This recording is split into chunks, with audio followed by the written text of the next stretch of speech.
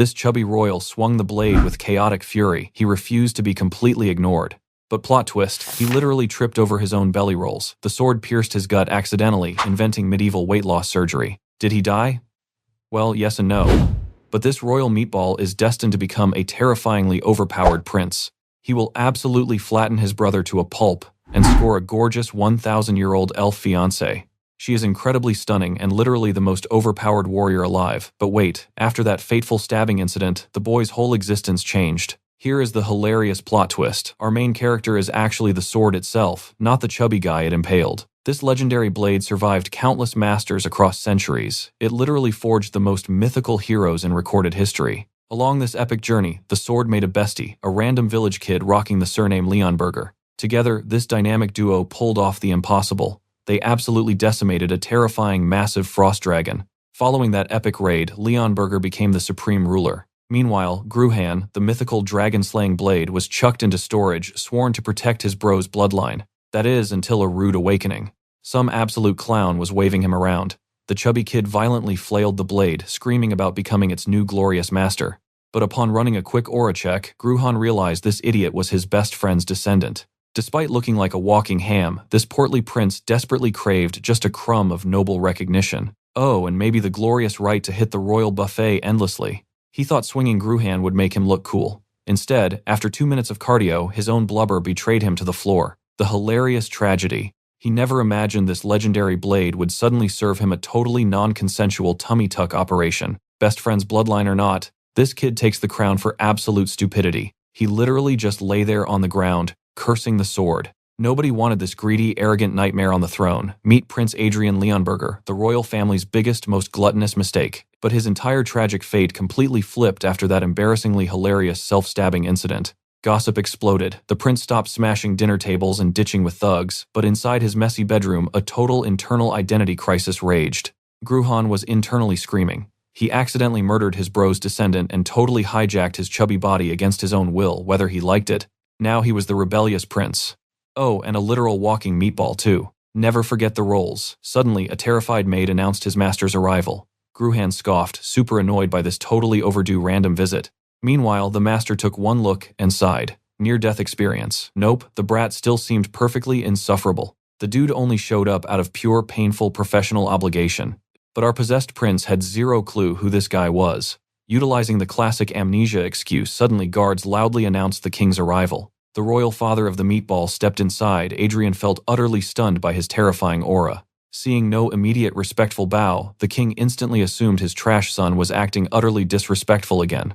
But servants desperately whispered about the amnesia. Right on cue, the royal physician rushed inside. Diagnosis: perfectly healthy, aside from carrying 300 pounds of pure flab, just a temporary glitch from massive, overwhelming psychological trauma. The king sneered at this convenient plot armor. Forgetting sins does not magically erase an absolute garbage track record, so obviously the boy was slapped, with the ultimate medieval grounding locked strictly indoors. Time for a mandatory starvation diet to melt that blubber. Meanwhile, Gruhan desperately needed to uncover this kid's dark criminal history. Cue the dramatic maternal entrance. His weeping mother practically suffocated him, praying his precious memories would return. Talk about intense family dynamics, man. The daddy issues versus mommy's pure adoration were staggering. She sobbed tears of absolute maternal joy. She wildly begged him to stop playing with sharp objects, completely terrified of losing her precious baby boy. Oh, poor sweet mother. She is totally oblivious to the horrifying fact that her son expired. What is done right. Showering him with affection, she promised daily visits and ordered immediate serious bed rest. Fake Adrien sat there, his ancient sword brain short-circuiting. His best buddy literally begged him to protect this bloodline. Instead, he accidentally flatlined the kid. Even if unintentional manslaughter is still totally a crime, bro. Well, no use crying over spilled blood. He vowed to live epically for his sake. Back then, as a mythical sword, he constantly cleaned up human garbage. Now, stuck in a talentless, zero-stat human meatball. But who cares about talent? He will just spam brute force. After all, he trained countless legendary rookies previously. Step 1. Refine the mana core. Suddenly, he sucked in a massive breath, jump-starting his totally dormant magical engine. Boom! The magic seal shatters, and our chubby hero feels the sweet flow of mana. Too bad this squishy body instantly rejects it. He spams the technique like a glitchy novice, getting 0 results. Seriously, what is this jelly-like vessel? If he had his legendary original form, he'd just brute force the energy inside. Just then, a nervous maid shuffles in, holding some ultra-rare medicine directly from Her Royal Highness. She braces for a tantrum, praying he won't throw the cup again. But wait, is that pure mana floating in his juice? No time to explain, he instantly chugs the bitter potion down. The poor maid's jaw drops as he bottoms up the drink. Boom, he ignites his core, praying this crazy stunt works. Ugh, the energy is pathetic. It will completely evaporate within 24 hours.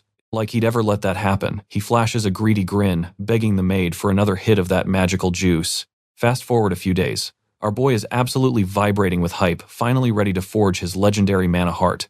He has done this a million times before. But suddenly crack, an agonizing pain completely rocks his squishy body. Flashback time, Adrien suddenly remembers a tiny detail. Forging a core literally feels like getting hit by a truck. Worse yet, he absolutely cannot pass out. One little snooze and his energy will violently explode in reverse. Sweating bullets, the kid locks in, channeling every ounce of willpower. Shockingly, after pure torture, the madman actually pulls it off. Catching his breath, Adrien smirks. For the first time ever, he didn't craft power for a master. This core is his alone. Ding, a glowing blue system panel pops into his vision, proudly announcing the birth of his brand new mana heart. Hold up, isn't this exactly the kind of cheeky notification he used to spam his past owners with? Why is it appearing now? Ding ding.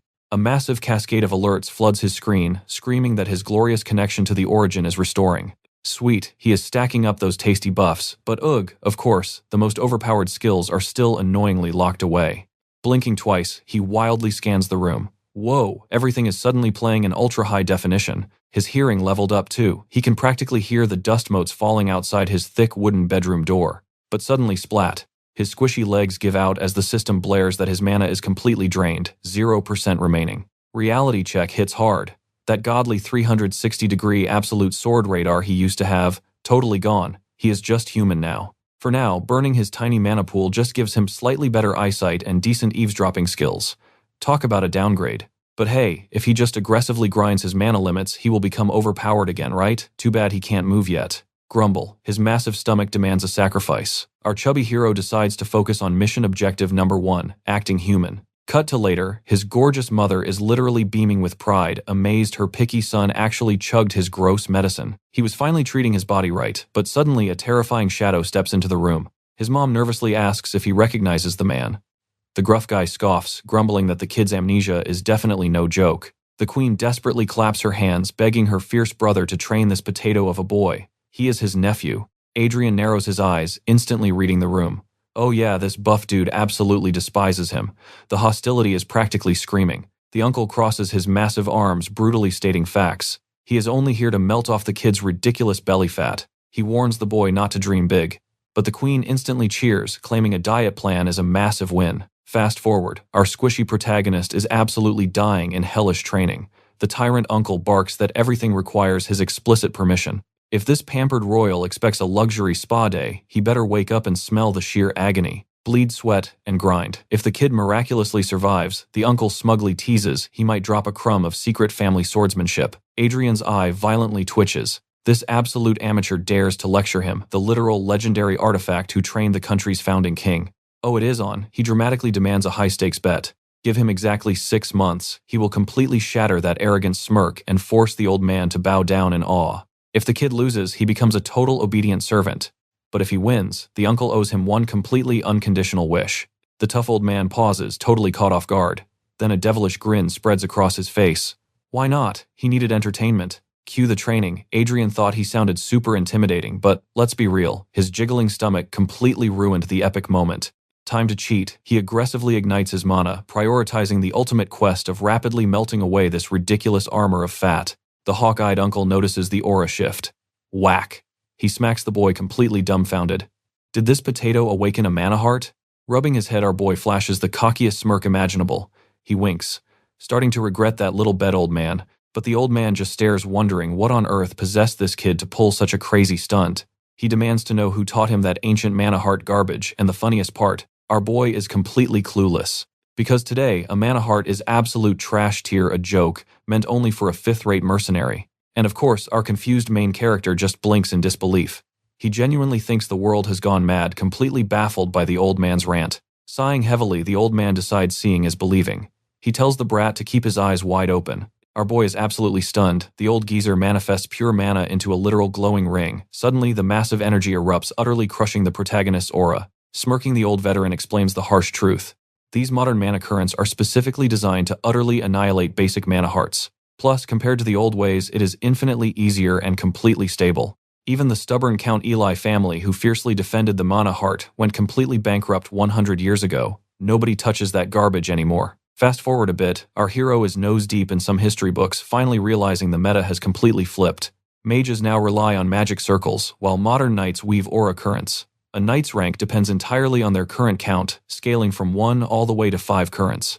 Honestly, the system does not sound totally crazy, but as he flips the page, a very specific name catches his eye: Alt Ringen. Our boy freezes. He remembers a weirdo from a long time ago, a guy who was not a swordsman or a mage but used a totally bizarre technique. That nostalgic name leaves him wondering about the guy's ultimate fate. Shortly after, our main character goes right back to his brutal training grind. Suddenly, his uncle interrupts, asking if he did his homework last night. Surely the kid realizes how incredibly stupid his stubborn choices were by now. But our boy just smirks with absolute confidence. He boldly declares that he has not made a single mistake. He boldly insists all mana hearts are not equal, cheekily asking if the old man understands actual power scaling. His uncle just sighs at the nonsense, noting that plenty of bottom-tier mercenaries spew that exact same delusional garbage. He warns about fools who cosplay as legendary heroes from centuries past. Does the brat even know the tragic fate of those delusional idiots? They could not even scratch a 2-current knight, and were utterly wiped out. But if our boy thinks he is so special, he needs to beat a double-current knight win, and the uncle will officially become his guardian, fulfilling his mother's final wish. Hearing this supposedly grand prize, our sassy hero tilts his head.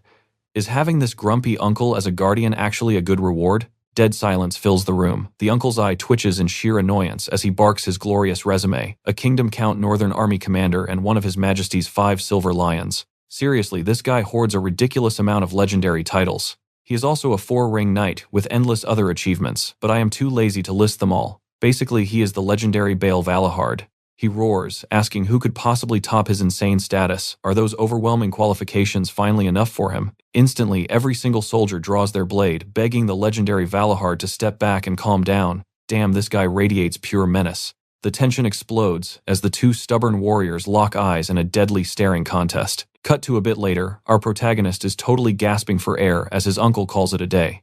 Stumbling through the grand castle, our hero realizes he actually almost died. He kicks open his bedroom door only to find a mysterious figure patiently waiting inside. Adrien immediately recognizes the royal physician. The old doctor awkwardly bows, completely flattered that His Highness actually remembers a humble servant like him. Skipping all pleasantries, our boy fiercely demands to know why he is trespassing in his room. The nervous doctor stammers out that the queen strictly ordered him to cast high-level healing magic. The glowing spell activates, but Adrien literally throws the poor doctor out into the hallway. He screams that healing now would completely ruin his brutal muscle-tearing gains. Meanwhile, a hidden knight watches this absolute madness unfold, utterly bewildered by the prince's chaotic behavior.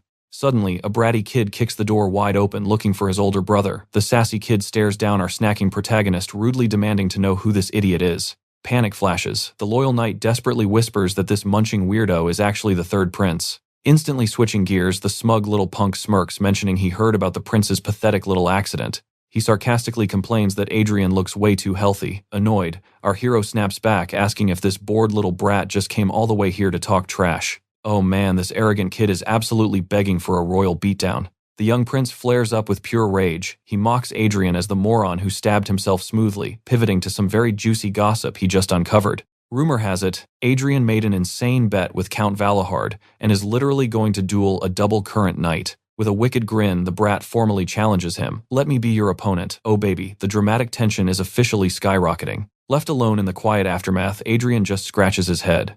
Are all the royal descendants of Leonberger total drama queens? Out of nowhere, that shiny knight brags about Prince Gilliam. Apparently, the royal brat has been a sword prodigy since wearing diapers.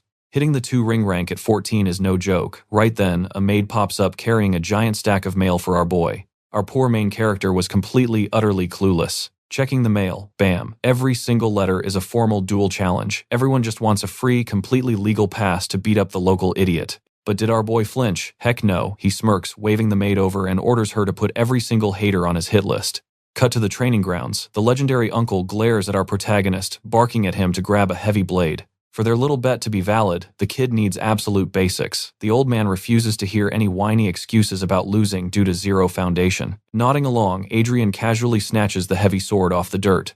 But suddenly, a terrifying sensation hits him. Behold the dreaded curse of extreme muscle cramps. His uncle blinks in shock. Wait, did he not get treated with healing magic? But our big brain protagonist counters perfectly. A true knight knows healing magic just resets the muscles I need, those sweet gains from natural recovery. Valahard goes totally silent, weirdly impressed. He readies his own weapon, grumbling. Watch closely, brat. I am only demonstrating this technique exactly once. This is the legendary foundational sword art, the exact same routine every royal knight learns. With a fierce shout, he unleashes the technique with absolute masterclass precision. Holy smokes, the old man is an absolute monster. Our boy just stares with his jaw dropped. But wait a second. Did he not just call this a super basic, beginner-level routine for Kingdom rookies? Valahard smirks, claiming it is incredibly faithful to the core fundamentals.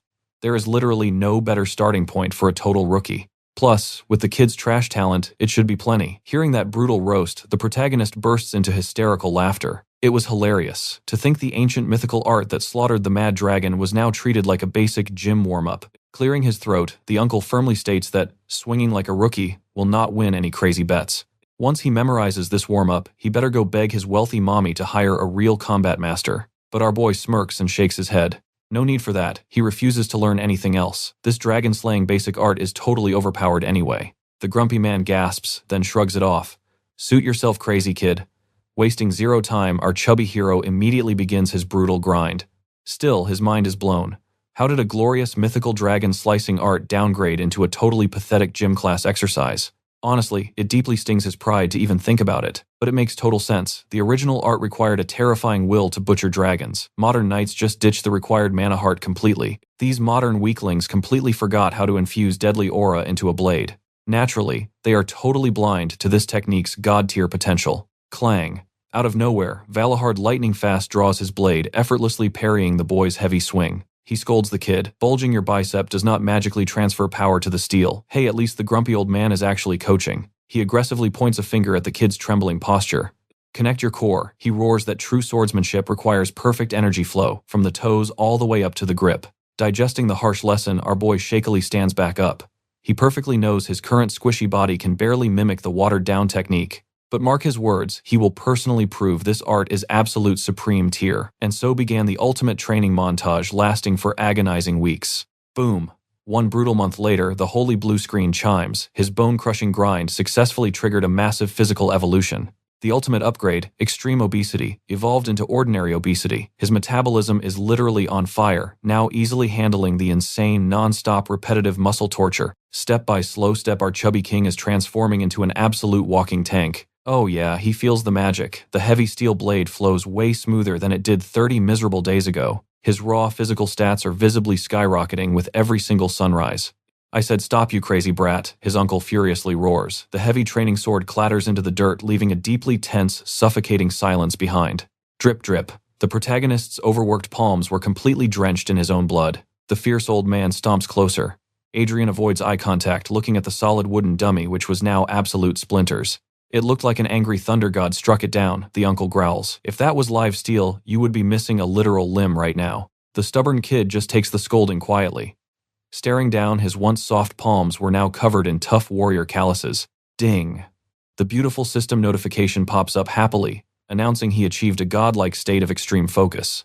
Thud, his battery hits zero and he instantly face plants into the dirt. Valahard just stands there staring at his crazy nephew. What an absolute idiot, he mutters, but a spark of pure respect finally flickers in his eyes. Soon after, our glorious hero blinks awake, realizing he completely blacked out. Previously, he had absolutely zero clue about this fragile meatbag's limits. Back when he was a literal sword, he had maxed out every legendary achievement alongside epic heroes. He carried entire wars, upgraded mortal souls to godhood, and practically babysat those legendary chosen ones. The mighty Gruhan, a genius mentor and supreme guide. Yet he was always stuck as the ultimate third wheel. Craving that sweet main character energy, he swung his blade, endlessly obsessed with claiming all the glory and sweat for himself. But push too hard and this trash-tier body will literally shatter. Time for some desperately needed stat balancing. 1 month has passed since he forged his mana heart, quietly hoarding magical energy like a complete loot goblin. Finally ready to level up, our boy closes his eyes, focusing his inner energy. Ding. The system cheerfully announces his hardcore grinding paid off. His mana capacity just got a solid buff. His mana heart thumps with upgraded power. Eyes snapping open, the sweet fruits of his brutal labor are finally showing. Without missing a single beat, our guy immediately reaches for his trusty blade. Ding! The system chimes again. Congratulations, you are now officially a sword apprentice. Plus, he unlocked the basic starter pack, unleashing aura at the most foundational stage. Later at the training yard, his uncle crashes the party, sighing that juicy kingdom-wide rumors are spreading fast. All thanks to that ridiculous bet. He suggests finding a punching bag for a duel before things escalate. Adrien smirks, revealing his victim is already picked, though fighting a dual current user right away is pure suicide. So farming experience points from single current newbies is the absolute smartest play. Adrien summons his loyal knight, who bows and confirms the trap has been perfectly set. Handing over a giant stack of salty challenge letters, the knight asks if the beatdowns are really happening. These haters definitely want him dead. But our boy is 10 steps ahead. That is exactly why Uncle Dearest is refereeing. Not asking for a miracle here. Just babysit the match so nobody accidentally becomes a corpse. Just a tiny favor. Fast forward 24 hours and the highly anticipated SmackDown officially begins. Challenger number 1 storms the gates fuming about facing the supposedly trash-tier first prince. Enter Taylor, the extremely bitter second son of an aggressively average noble household. Years ago, the old Adrien utterly roasted his father and brother into absolute oblivion. The family honor completely tanked, turning them into the kingdom's favorite walking punchlines even today. Fueled by pure spite, Taylor is fully ready to dish out some brutal karma. He glares at the prince, proudly declaring himself as Taylor, a formidable single-current knight. Adrien yawns, dismissing the stiff formalities. Then he casually drops a nuke. Are you actually a knight? You look incredibly weak. Taylor practically combusts with rage. The rumors were dead right about this arrogant jerk. Uncle Valahard gracefully steps in, patting the raging boy down and demanding he chill his premature aura. Taylor instantly turns into a massive fanboy, bowing deeply to the legendary Valahard. Adrien pouts, grumbling about stolen prince privileges. His uncle mercilessly roasts him back for his terrible reputation. Banter aside, the stage is set. The intense stare-down finally begins. Taylor ignites his blazing aura and blitzes forward, but Adrien smoothly flexes his mana heart, casually parrying the heavy blow. Taylor violently jumps back, completely mind-blown by Adrien using such a high-tier defensive style. He stammers in disbelief. A mana heart simply cannot block a raging mana current. Panicking, he wonders if his single current status is secretly absolute trash. The entire courtyard gasps in unison. Valahard narrows his eyes, recognizing the legendary Song of the Sword. Refusing to accept reality, Taylor desperately launches another furious assault. Adrien calmly reads the telegraphed moves, effortlessly deflecting him again. This humiliating game of tag continues until Taylor is completely gassed out and wheezing. Adrien pants heavily too, realizing the brutal rumors about mana currents countering mana hearts were completely accurate. His internal energy is literally threatening to reverse flow. Shaking it off, Adrien casually asks if he mentioned being Baron Talheim's second son. Whatever, time to cool down. Closing his eyes, our overpowered prince slips into a deep combat trance. He commands his true essence to awaken demonic or divine. That legendary blade is permanently etched into his soul. Boom, that colossal dragon awakens. Adrien realizes this is the blade's ancient memory, the pure essence forged strictly to slaughter dragons. The true power of a dragon-slaying blade. Crazy enough, he's actually pulling it off inside that trash-tier body. Meanwhile, divine energy explodes upward, leaving poor Taylor completely malfunctioning, trying to process the absolute chaos. Valhard instantly orders them to halt the duel, but our boy Adrien, completely deaf to reason, he launches himself at the kid. Suddenly, cue the flashback. The main character solemnly tells his uncle he has one crucial request. If he's about to accidentally murder his opponent, Uncle absolutely must intervene. And well, that exact nightmare scenario just triggered. Bam, our poor protagonist gets launched into orbit. Valhard doesn't play games. The kid ends up totally flattened. Panic erupts as soldiers restrain Valhard, screaming that launching the prince might just count as royal assassination. But Adrien staggers up, barking at everyone to back the heck off since he literally asked for it. Still, he definitely didn't ask for a one-hit knockout. Right on cue, our boy instantly blacks out. Waking up later, he realizes his uncle's monstrous strength makes single-core trash look like a joke. Luckily, his body miraculously survived intact. Hey, a win is a win, right? Suddenly his uncle barges in, demanding to know what kind of crazy stunt that was. He demands answers about that corrupted blade technique, swearing he absolutely never taught his nephew something so demonic. Smirking confidently, our protagonist claims he was simply embracing the blade's true, unadulterated essence. Valhard goes dead silent. He questions if this so-called essence is purely built on raw, unfiltered killing intent. It is deeply unsettling, but undeniable. That terrifying path is still a valid truth. Our boy blinks in shock. He totally expected a boring lecture about the righteous path and refining one's noble spirit. But plot twist, Uncle declares he isn't some shiny knight, but a ruthless soldier walking the bloody path of victory. However, that murderous energy is dangerously excessive. Keep that up and he'll blindly slaughter both friend and foe alike. For now, he'll simply watch from the sidelines to see if those inner demons finally devour the kid alive. 3 chaotic days later, Adrien finishes sparring, casually confirming Taylor's name and tossing him a rare compliment for surviving this long. Seriously, blocking a blade overflowing with uncontrollable murderous rage for 3 straight days is absolutely insane. Right after our cheeky brat summons the maid who lugs over a mysterious wooden chest, he mentions hearing about her unforgivable past sins, unsure if this little gift will actually clear her guilty conscience. Either way, she must deliver it to her dad. Training done, Adrien dismisses him, refusing to clean up the original trash owner's ridiculous messes. Still, if you work someone to the bone, paying up is only fair. Time flies, and the prince's wild duels become the kingdom's juiciest trending gossip. Honestly, his terrible reputation might actually be getting weirder. Days pass, yet the disastrous defeat everyone desperately waited for never drops. The knights' opinions are drastically shifting, while the royal family is desperately trying to bury the hype. Yet our protagonist grumbles, claiming those sore losers are just keeping quiet because getting trashed by him is pure humiliation. These jobless nobles desperately need a real hobby, instead of gossiping all day long. Valhard deadpans, telling him a notorious troublemaker has absolutely zero right to preach about productivity. The boy glares at the nearby knight, commanding him to leak the absolute beatdown results when he finally leaves. That should kill the rumors, but suddenly the maid pops in, dropping a bomb. People actually think he faked today's victory using a magic sword. Adrien groans in pure annoyance. Whatever, he'll just ignore the haters and keep grinding his swordsmanship. He unleashes a flurry of blinding strikes, his fragile mana core steadily mutating into something terrifying. Smirking, he demands the remaining body count. The knight sweats, confirming only 1 challenger left today. Adrien yawns, calling apprentice knights total fodder now. But wait, the final boss is a true master of the blade. She refused to just sit around polishing her family's heirloom. A rogue prodigy who joined a hardcore knight order, enter Arwen Karen. Just her walking in makes every single soldier break their necks staring. Dubbed the Cliff Flower and Thorny Rose, this legendary beauty has completely shattered countless fragile male egos.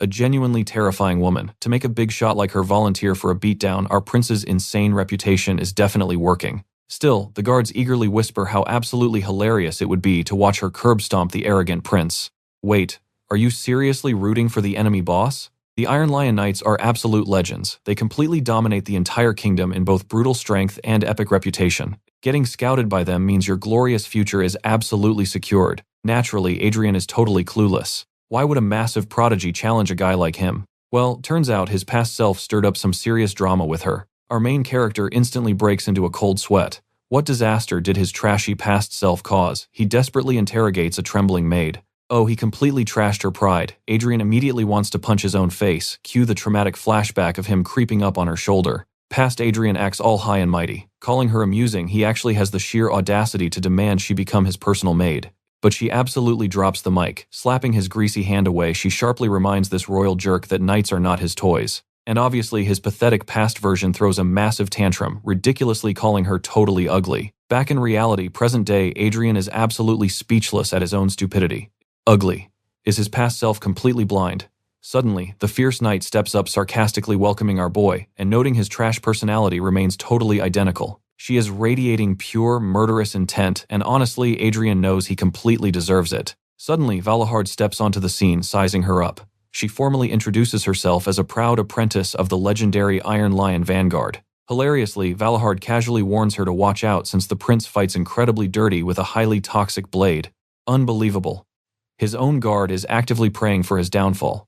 With the absolute sheer disrespect established, this brutal showdown finally kicks off. In a flash of cold steel, she draws her weapon. Adrien braces himself to witness the terrifying genius of the kingdom's ultimate rising star. Like an absolute missile, she violently explodes forward to crush him. Her speed is undeniably monstrous. He barely parries the devastating blow, feeling his own magical energy desperately trying to spark alive. Completely unfazed, this fierce prodigy reads his every flinch instantly, unleashing an absolutely merciless barrage of furious slashes. Our royal mess is getting completely folded. At this brutal pace, he is totally going to become night food. She dives in for the kill desperately. Adrien instantly triggers his ridiculously overpowered dragon-slaying technique. Arwen immediately senses the lethal shift. He flawlessly parries her strike, forcing her to leap back in total shock at his bizarre martial art. Smirking, Adrien mocks the average trash fighters. He boldly claims that her terrifying power completely shatters the ceiling of those pathetic rankers. Secretly firing up his cheat system, he scans her stats. Since his restricted level can actually read her, this monster must finally be within his range. The warm-up phase is officially over. With massive killing intent, these two absolute lunatics violently crash into each other. Hours vanish, leaving both fighters totally gasping for absolute air. Stepping into the arena, Valahard physically separates them. He declares, "This bloodbath paused, forcing a dramatic rematch for tomorrow." Sweating bullets, Adrien hilariously bluffs that he was 1 second from winning. Not backing down, the girl completely matches his ridiculous cocky energy. These stubborn idiots practically bark at each other. Valahard aggressively shuts down their childish argument, demanding they immediately fix their battered bodies. Magical medics instantly rush the field with glowing spells. Meanwhile, our boy and the fierce knight secretly glare at each other with newfound respect. Parting ways for the night, Adrien promises his own ego he absolutely will not lose. Fast forward through an absolute mountain of brutal clashes, the spectating guards are completely losing their minds over this endless warfare. Welcome to day 3 of this chaotic marathon. Everyone is totally shell-shocked, knowing exactly how terrifyingly strong Arwen actually is. Turns out their notorious prince is actually a hidden beast. Still, the exhausted crowd desperately prays this nightmare finally ends today. Stepping back into the ring, Adrien suddenly halts the action. He dramatically announces a crucial condition. Arwen immediately glares, ready to reject him. If this royal trash is trying to apologize now, she will literally carve him up. But our crazy boy completely flips the script. A boring fight needs spicy stakes, so he officially demands a winner-takes-all reward. The ultimate gamble. The absolute loser must grant the winner one single undeniable wish. The arena instantly goes completely dead silent. The loyal guards totally freak out. A royal prince making degenerate bets is scandalous, but our shameless hero does not give a single care. Smirking, he throws down the ultimate gauntlet. Arwen coldly replies that despite her rookie status, her knightly pride is absolutely on the line. Bound by the heavy honor of Leonberger, she usually would never dare humiliate royalty in such a reckless gamble. But since he practically begs for a glorious beatdown, she fiercely accepts this completely ridiculous wager. Hook, line, and sinker, Adrien whips out his blade with a chaotic grin, warning her not to cry later. This is a recipe for absolute disaster. The explosive clash violently resumes, completely shaking the arena. Adrien is absolutely buzzing with adrenaline, finally unleashing his totally broken technique again. Arwen is completely stunned by his terrifying speed upgrade. Did this sneaky royal bastard actually sandbag his true power during their entire yesterday brawl? Our crazy prince rains down an absolute storm of chaotic slashes, completely trapping the genius prodigy in a desperate sweat-inducing defense. She stumbles backward, completely exhausted, but Adrien relentlessly pushes the offensive. This crazy prince refuses to give her a single breather. He launches another devastating strike, sending a blade spinning wildly into the sky. The defeated warrior is actually the seasoned knight. The spectating soldiers stand there with their jaws completely dropped. Even Valhard watches in pure absolute disbelief. Meanwhile, Adrien smirks with total confidence, declaring his glorious victory. Pointing his gleaming blade, he bluntly demands her. Talk about escalating from 0 to 100 in a split second. Serving as the personal guard to the kingdom's most notorious trash prince was honestly not the living nightmare she had originally expected. Sure, the guy radiated total arrogance, but he completely lacked the twisted malice all those nasty palace rumors had constantly claimed. Honestly, he was the exact opposite. The prince just kept watching our hero train in the pouring rain, casually warning the kid that those conditions were actually incredibly dangerous. And right on cue, a massive lightning bolt crashes down just inches away. Yet Adrien barely even flinched at the strike. Right then, she felt a powerful premonition that this eccentric highness was destined for absolute greatness. Flashing back to reality, the surrounding soldiers are completely losing their minds over our protagonist's insanely outrageous demand. The knight stands totally stunned, seriously wondering if she had completely misjudged this person. Trembling slightly, Arwen asks if this is what his highness truly desires. He casually replies that she is merely an apprentice who miserably failed to beat a notorious royal scoundrel. That is exactly why he intensely covets the raw potential and blazing future of the knight known as Arwen Carrion. Above all else, he craves a fiercely loyal follower, not some generic bodyguard assigned through a boring royal decree. He wants a warrior bound exclusively to his very soul. Plus her swordsmanship skills are honestly off the absolute charts. Once again, he extends the epic invitation for the girl to be his knight. She freezes in stunned silence, realizing she had finally become the person she always dreamed of being. Before this, nobody respected her knightly path, forcing her to grind away twice as hard as every other arrogant recruit. Even after completely thrashing the other apprentices and proving her undeniable worth, the official knight title still cruelly eluded her. But fate had finally shifted. Someone truly desired her dormant knightly potential, though she half doubted if this crazy prince was serious. Gathering her burning resolve, Arwen demands one solemn promise. He must always treat her purely as a knight, never just as a woman. If he honors that vow, she will gladly follow his every single command. Their eyes intensely lock together, and so Adrien solemnly seals the eternal deal. Dropping to one knee, she fiercely pledges absolute eternal loyalty to Prince Adrien Leonberger, fully dedicating her sword and the rest of her life to his majesty. Valhard silently witnesses this legendary turning point. Raising his sword high, Adrien officially dubs her his knight in the glorious Leonberger family name. Time swiftly passes, and the fiery girl continues her hellish training. The entire palace is completely baffled by her absolute loyalty to the idiot prince, spinning wild rumors about a scandalous secret romance. Meanwhile, Adrien eavesdrops from the shadows, hilariously wondering if the ultimate villain of this world was actually his past trashy self. Spoiler alert, it absolutely was. The stoic knight standing beside him merely watches the ridiculous drama in complete silence. Shortly after, he summons our main protagonist to deeply discuss the heavy words exchanged during that fateful duel. Flashing back a few days to the duel's dramatic climax, Adrien bluntly asks if the man was nursing a bruised ego. Regardless, facts are facts. If a sudden royal decree shipped him away, he would obediently pack his bags without a single hesitation. Still, he casually mentions he could swear a personal oath later on. Taking the bait, the knight intensely asks if he made such a vow, would his highness actually accept it. But our boy ruthlessly rejects him, claiming raising a grown man sounds incredibly boring. The knight chuckles heartily, leaving Adrien totally confused. Sometime later, our protagonist rips open an official letter dramatically announcing the glorious end of his royal suspension. This legally forced him to attend the notoriously awkward royal family banquet. He realizes his punishment was cut short by a month and a half, which is weird, since the king previously looked ready to permanently disown him and never see him again. He truly cannot fathom the king's messy logic. The knight simply tilts his head, asking if he isn't totally thrilled about his newfound freedom, but Adrien just casually shrugs. Freedom means absolutely nothing when stepping outside the palace walls leads to literally nowhere. Without any connections, he literally has no one to meet. Suddenly, a flustered maid pops in announcing that yet another flashy invitation has arrived for his highness. Adrien snatches the envelope, squinting at the ridiculous title. A social club exclusively for elite young masters. What absolute total nonsense. Seriously, what a completely weird name. The maid hesitantly reminds him he is actually a core member, making our protagonist dreadfully suspicious if this is a strange place. One quick glance at the maid's completely disgusted expression tells him absolutely everything he needs to know. That place is nothing but a degenerate den of endless booze and wild partying. Adrien instantly waves it off, claiming to just leave it alone because he is way too busy training. However, taking a much closer look, he suddenly realizes it was from Bernardo, a so-called buddy from the prestigious Eli family. Meanwhile, at that exact moment, Adrien recalled his uncle's old tale, the stubborn clan that guarded the Manhwa heart to the bitter end. They had supposedly collapsed a century ago.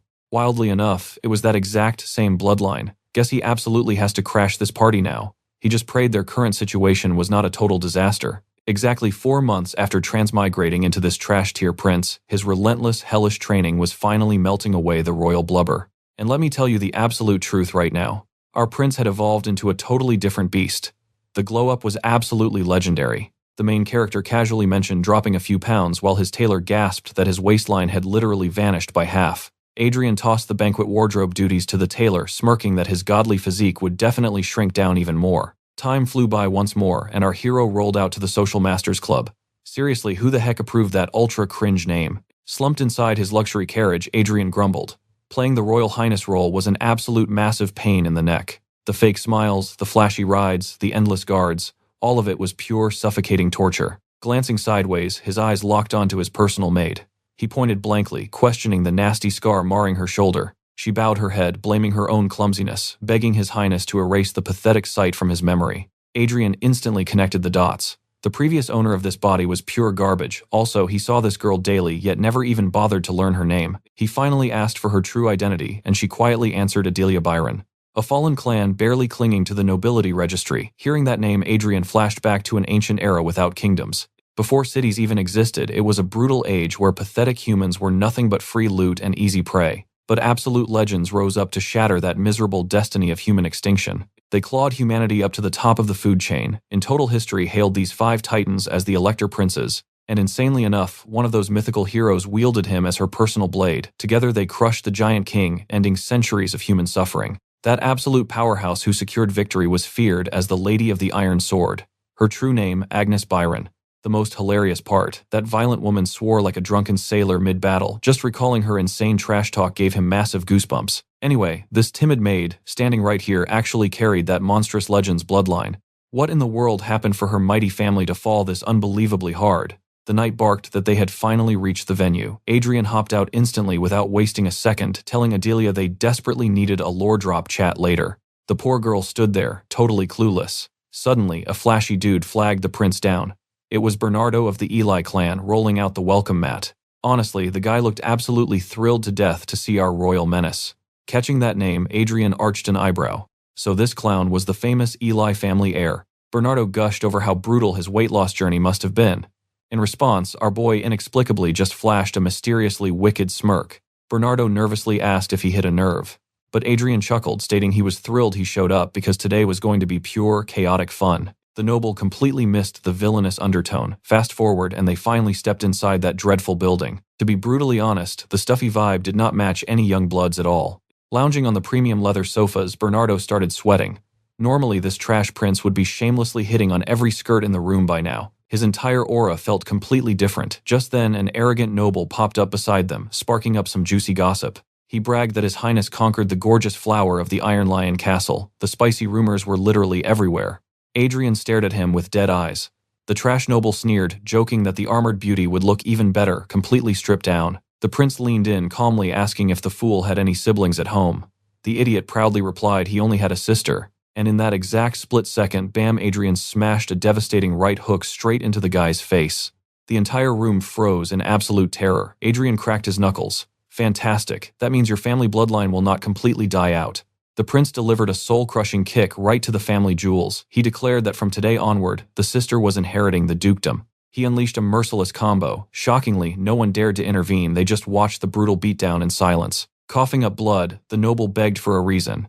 Adrien grabbed his collar, ordering the trash to listen very closely. I do not care if you call me a monster, but I refuse to be treated like scum. The nobles gasped in sheer horror, but Adrien ignored them and resumed rearranging the guy's face. The noble was punted across the room like a rag doll. Yeah, he was definitely not waking up anytime soon. Adrien dusted off his hands and called out to Bernardo. Just like I predicted, today is an incredibly fun day. Bernardo's brain completely short-circuited. Why was this royal lunatic suddenly throwing hands? Panicking, he frantically screamed for someone to summon the court knights immediately. The guy obeys, and an agonizingly awkward silence instantly suffocates the entire hall. Our main character signals the ladies, politely dismissing them from the brewing chaos. Naturally, one stuck-up noble throws a fit, but before he can act, Adrien smirks, noting only ladies were excused. He adds a spicy threat, leave now and you will be walking out as a woman. That brutally shuts them up. Adrien glares, scolding their complete lack of royal respect and failure to kneel. Plus, they dared to laugh in a prince's face and openly mocked his precious knight. Casually, he asks his guards what exact crime fits this utter disrespect. His loyal knights promptly declare that insulting royalty is a direct crime against the crown. Worse, defying royal authority borders on sheer treason. The knights eagerly await his command to drag the trash away. Smirking devilishly, our boy cheerfully condemns every single one of them. Later, facing the king, Adrien gets scolded for causing massive chaos right after his suspension ended. 14 noble sons were tossed behind bars. Adrien casually deflects, asking if the king fears the noble backlash. Frankly, those pathetic families had already abandoned the brats to avoid staining their own precious reputations. They are complete lost causes, so a simple royal letter should easily suffice. Stunned, speechless, the tired king sighs heavily and simply dismisses the headache-inducing prince. Later, Adrien tries comforting a fiercely trembling maid, assuring her she is perfectly safe from harm. He curses the previous body owner, realizing the original prince totally traumatized the poor girl. Her legendary family's glory was erased, leaving their unparalleled martial arts completely forgotten by history. Their lofty pride vanished into thin air. Yet, shockingly, this timid maid boasts wildly overpowered stats. She holds the terrifying war-crazed trait perfectly, mirroring a legendary warrior from the forgotten past. But without controlling that inner madness, releasing her into the world could be absolutely catastrophic. Still, it is worth risking. She boasts S-rank talent and a uniquely exploitable subservient trait. Specifically, she possesses the absolute spirit of a devoted servant. This absurd trait grants overwhelming joy, just by wholeheartedly serving a master's every single whim. Wasting zero time, our boy boldly demands she swear her eternal loyalty right then. Utterly confused, she panics as Adrien orders her to become his knight right on the spot. The panicked maid drops to her knees, claiming she is entirely unworthy of such a grand title. Since she considers her family plain, he boldly vows to personally take responsibility. In exchange for absolute loyalty, he silently promises to help control her terrifying inner madness. Tearfully, she asks if he truly intends to protect her fragile family. Adrien casually offers to relocate them to the royal capital for her ultimate peace of mind. Overwhelmed with sheer joy, the girl instantly swears absolute fealty, enthusiastically devoting her entire existence. Our protagonist accepts, demanding she unconditionally follow his every command from this monumental day forward. The crazy deal is sealed, though Adrien secretly sweats, wondering if he just made a colossal mistake. Only the wild future will reveal the truth. Hilariously scandalous rumors explode, claiming the scoundrel prince forced a knightly oath through dirty tactics. Gossip claims he violently beat innocent noble kids before tossing them into cold dungeon cells. Worse, making a swordless maid his knight clearly looks like him secretly building a scandalous harem. Our unfazed brat simply sighs, totally bewildered by everyone's sudden obsession with his daily life. He merely hired one knight, yet the entire palace has been agonizingly annoying since dawn. As crazy rumors spread like wildfire, his maid nervously announces the formidable queen's sudden arrival. The queen sighs, lamenting that her supposedly reformed son is tragically reverting to trashy habits. Still, she finds this amusing, plotting to cure her boredom by forcefully arranging his royal marriage. Flashing a terrifying smile, she demands his trust, promising to hunt down the perfect bride. She strides out confidently, leaving a completely dumbfounded Adrien sweating over his suddenly doomed bachelorhood. Moments later, Adelia approached our hero nervously, asking if she could actually awaken mana too. Adrien grinned. She wouldn't just awaken it, she would develop something legendary, reviving the forgotten sword empress. He had not forgotten a single detail, from her legendary footsteps to the deadly dance of her blade. Suddenly, a brilliant aura exploded around her. The system cheerfully chimed, detecting a massive mana surge. Boom! The energy flooded her veins, and the system announced a brand new mana heart was born. Adrien explained this was a secret refinement technique. Moving forward, she had to practice this crazy method entirely alone. Suddenly, our guy stumbled, cursing his weak body. Getting dizzy over one measly mana heart was totally embarrassing. Adelia panicked, desperately asking why her noble master would push himself so hard for a lowly servant. Waving it off, Adrien told her to leave. But noticing her intense gaze, he awkwardly asked why she was staring. With shining eyes, she dropped down, vowing absolute lifelong loyalty to her master. Our boy smirked, telling her to just remember his face. Honestly, he was sweating bullets, hoping she would not forget. A few days rolled by. The knight reported Bernardo was locked up by royal guards as a key witness. Nobody could even glimpse him until the official trial finally kicked off. Adrien wondered if he would be dragged to court, but the knight clarified that royals never take the witness stand. Meanwhile, the cute maid kept scrubbing, and Adrien casually checked on her recent progress. Specifically, he needed to know if her mana heart had stabilized. She eagerly nodded yes. Perfect. Starting today, she was his new workout buddy. He ordered her to gear up for the training grounds. It was definitely time to trash those dirty maid rags, right, partner? Minutes later, at the arena, a very confused Valahard demanded to know what our boy was plotting. Adrien claimed he was warming up, but Valahard pointed at the maid. Our hero grinned casually, admitting he was forging a knight. His furious uncle exploded, barking if the sacred knight title was just some joke.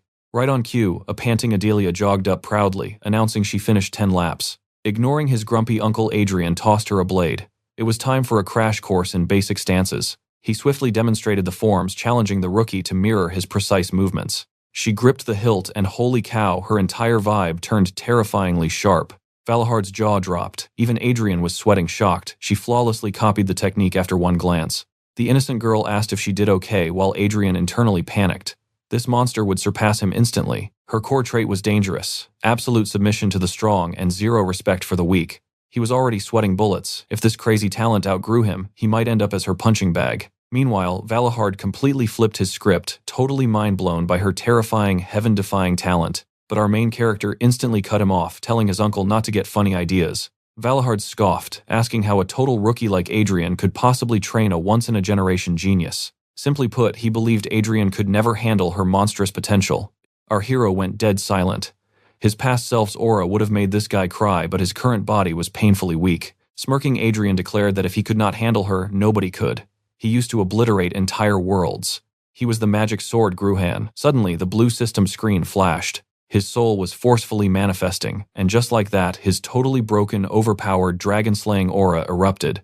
Valahard froze like a statue, completely paralyzed by the sheer pressure. The tension was suffocating. Adrien casually tilted his head, declaring the girl belonged to him. He absolutely despised people touching his stuff. Meanwhile, his uncle was too terrified to breathe. But right then, our boy's vision blurred his grip on reality, violently slipping away. He mentally cursed. At this rate, his pathetic human shell would be devoured by the demonic sword. A dark doorway ripped open, and creepy shadowy hands lunged at him, but he stood completely paralyzed. Snapping back to reality, his uncle muttered that a normal knight could save 10 foot soldiers. An elite knight could save over 100 lives. But that terrifying little maid, she might just save 1,000 or more. The lecture rolls on, but she boldly declares her body and soul belong solely to His Highness, flat out refusing anyone else's commands. Awkward right, the man goes completely speechless. Adrien smirks, thinking dragging her soul back was totally worth it. After all, a perfectly loyal nature naturally bows to a superior being. Flipping the script, he roasts Valahard. Doesn't the old man have a life? His only initial goal here was just shredding some belly fat. If this guy wants to keep crashing at the palace, he needs to keep his nose out of Adrien's business. Hilariously, the proud man just nods along. From then on, the uncle practically lives at the palace just to secretly spectate Adelia's training. His hands were completely tied now, zero complaining and absolutely no interfering allowed. Adrien finds his arrogant uncle's forced silence absolutely hilarious. Suddenly, a brilliant aura erupts, completely engulfing the young girl's blade. Both men stand there absolutely jaw-dropped by the blinding spectacle unfolding. Adrien chuckles.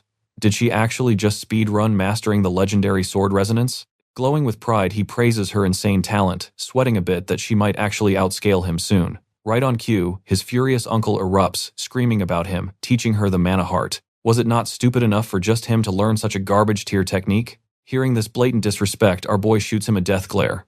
Get out now. The dramatic uncle throws a massive fit. She had infinite potential and a golden path ahead, but Adrien single-handedly destroyed her entire future. Utterly fed up with the drama, our boy orders the guards to drag him out. But the stubborn old man huffs, storming off himself. With the trash taken out, Adelia nervously asks if her skill is really garbage. Adrien instantly shuts that doubt down with a confident smirk. He scoffs. These modern-day fools have absolutely no clue what a true supreme mana heart looks like. If they possessed half a brain, they would never have tossed such divine art away. Soon enough, she will experience its world-breaking power firsthand. Fast forward one day, and Adrien bursts into laughter. Didn't this boomer swear he would never return? The grumpy old man snaps back. He will fight using just one measly mana chain. If Adrien lands even a little pressure, he will instantly acknowledge his strength. Smirking, our main character draws his blade. He casually brings up their old wager, a blank check wish granted to the absolute victor. Valahard scoffs confidently. If the kid actually wins, he will grant absolutely any desire. He will even hand over the legendary family technique if asked, but Adrien just yawns. He could not care less about that dusty old skill. But a blank check wish, that works. In a flash, Adrien launches a blazing assault, though the veteran easily sidesteps it. Overflowing with cocky confidence, Valahard points out the kid's vicious neck-hunting strategy, a brutally ruthless sword style as always. Our boy repeats the same deadly strike, his eyes locked in absolute focus. Adrien unleashes a relentless barrage, yet Valahard casually swats the blade away with a single, lazy swing, mockingly asking if that is his absolute limit. The young protagonist stays dead silent, immediately executing a swift tactical retreat backwards. Valahard laughs, asking if he is quitting already. Adrien mentally groans at the annoying taunts but admits the boomer's strength is totally absurd. The old man is deliberately stalling his mana release just to make Adrien's inevitable defeat look ridiculously pathetic. Adrien coldly calculates the odds. With his current basic mana heart, he is totally cooked. Suddenly, our boy shifts the entire mood. Doesn't the old man find history weird? 4 centuries ago, mana heart knights were absolute mountain-shattering legends. Yet the second a flashy new trick dropped, those godly warriors were instantly tossed into the historical garbage bin. Society got totally brainwashed into thinking the mana chain is the ultimate unmatched cheat code for controlling pure energy. Valahard frowns, demanding to know where this history lesson is going. Adrien just smirks, revealing his wildly rebellious theory. Simply put, the legendary mana heart was never the problem. The pathetic users were. All mana hearts are definitely not built the same. He mockingly asks his uncle if he has ever heard a chivalric poem. The boomer erupts in anger. This is a deadly battlefield, not a stage for some cringe-tone deaf karaoke session. Adrien chuckles. Typical ignorant response from a guy who slandered the grand mana heart as a cheap, dirty trick for low-tier mercenaries. Adrien's aura explodes as he chants. The bloody path a knight walks forges their legacy. Without glorious victories, there is absolutely zero pride or power. Those eternal battle scars carve into the soul, transforming into an epic, chivalric poem. And that raw, legendary essence awakens inside the knight's blade. Ding. A brilliant system window suddenly pops up, announcing a new chivalric poem. He smirks, finally cashing in on 6 agonizing months of secret grinding. This explosive reality-bending surge is the Mana Heart's true terrifying potential. Bathed in a blinding god-like glow, Adrien stands tall, but Valahard scoffs, insisting this flashy light show will not change his humiliating defeat. A trash Mana Heart user could never ever dream of shattering the supreme mana current. Tuning out the boomer's trash talk, Adrien violently blitzes straight at his uncle. Who on earth claimed elven mana flips your heart's energy flow? Total nonsense. Our main character was sweating bullets while his uncle chilled completely. The old man even smirked, calling him a grandmaster of enduring like a stubborn idiot. But our guy just smirks. To snatch this epic poem, he had clashed blades over 100 times. He tanked elven mana pressure over 1,000 times. This technique was literally custom-built to crush a current knight. Boom, a massive shockwave shatters the air. Behold, the glorious overpowered majesty of the Duel poem. Playtime was officially over. Wasting 0 seconds, their blades clash in a blistering all-out offensive symphony. Dripping with newfound swagger, he wonders just how long his dear uncle can actually survive this. Suddenly, the uncle coats his blade in heavy aura, launching a vicious counterattack. As our boy steps back, the old man looks absolutely mind-blown by his survival. Adrien smugly reminds him that all mana hearts are definitely not created equal. But the stubborn boomer completely ignores the lecture, calling his nephew an arrogant brat. Immediately, the uncle lunges, slamming our kid straight into the wall. Guess the warm-up is completely over. Surviving this long was already a massive flex. The old knight definitely had to put some respect on his name. Crashing into the dirt, Adrien sighs inwardly. As expected, a basic trash-tier chivalric poem wouldn't cut it here. Shaking off the dust, he smirks. 4 centuries ago, those legendary knights made one seriously colossal blunder. They completely eradicated their enemies, leaving 0 threats for their kids. Initially, their legendary skills transferred perfectly. Flawless sword art's core refining secrets and those ridiculously epic chivalric poems were all handed down safely. But peaceful times ruined those hardcore achievements, letting them slowly fade into embarrassing obscurity. Anthems about unseen dragons and unknown giant kings. Over time, those hardcore flexes devolved into incredibly cringy empty bedtime fairy tales. Sure, rookies penned brand new poems, but they were absolute garbage compared to the overpowered verses of past legends. Flashing back to reality, our hero boldly claims that a basic monocurrent technique will literally never reach divine transcendence. Hearing this lore drop, the uncle bluntly admits he hasn't understood a single weird word coming out of his nephew's mouth. Adrien mentally roasts Valahard for being a clueless, arrogant boomer. It was high time to show these fools exactly what godly arts they had lost. Since the old man is painfully ignorant, Adrien decides to personally demonstrate the terrifying explosive might of a true mana heart. He starts chanting another holy verse, but the system aggressively flashes red. His pathetic current stats absolutely cannot handle this legendary grade. Straining hard, he barely hacks out a quarter of the incantation, the exact line about slicing through impenetrable dragon scales. But holy cow, that was enough juice. The kid rockets forward though, his monstrous uncle somehow impossibly blocks the devastating strike. Now the boomer was sweating buckets. The old knight panicked, realizing that maintaining this clash would completely vaporize his own energy. Kaboom! A massive magical detonation erupts violently, throwing our glorious protagonist completely across the shattered battlefield. As the smoke clears, the uncle is left standing. Our boy glares and sarcastically asks, "Didn't you promise to only use a single ring, you cheater?" The crazy part, even after shamelessly burning all 4 of his rings, the uncle's precious sword was completely snapped in half. Our battered hero rises while Valahard suffers an existential crisis. Wasn't it absolute common sense that heart mana was utter garbage compared to current mana? Well, that logic just got violently shattered, folks. Adrien flashes a victorious grin, boldly declaring Valahard's absolute defeat. Time skips forward, but our triumphant hero is currently writhing in agonizing mysterious pain. Tossing like a fish out of water, he groans. This hellish hangover is the brutal karma for recklessly pushing a legendary chivalric poem way past its absolute maximum limit.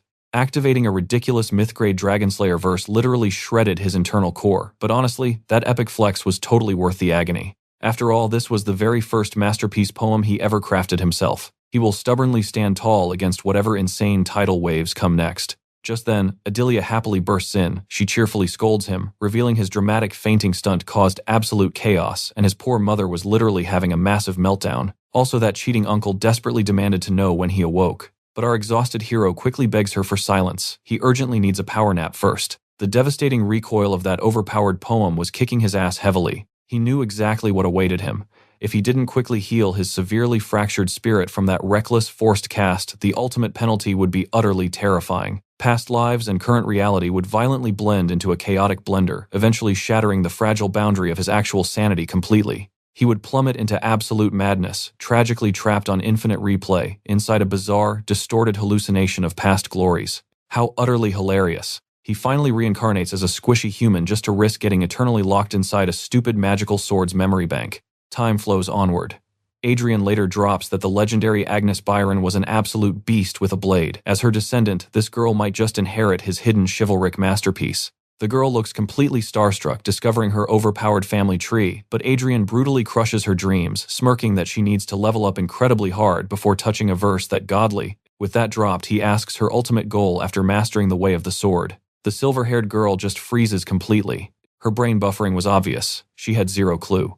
Adrien chuckles, saying if her mind is blank now, she can totally drop the answer later. Then she locks eyes and vows to remain his blade. Adrien is utterly stunned. He thinks how some epic tales start with loud trumpets, while others kick off with a bloody first step into war. But real legendary poems start with a pure oath. Suddenly the system chimes in. Adalia was offering a literal poem of total submission.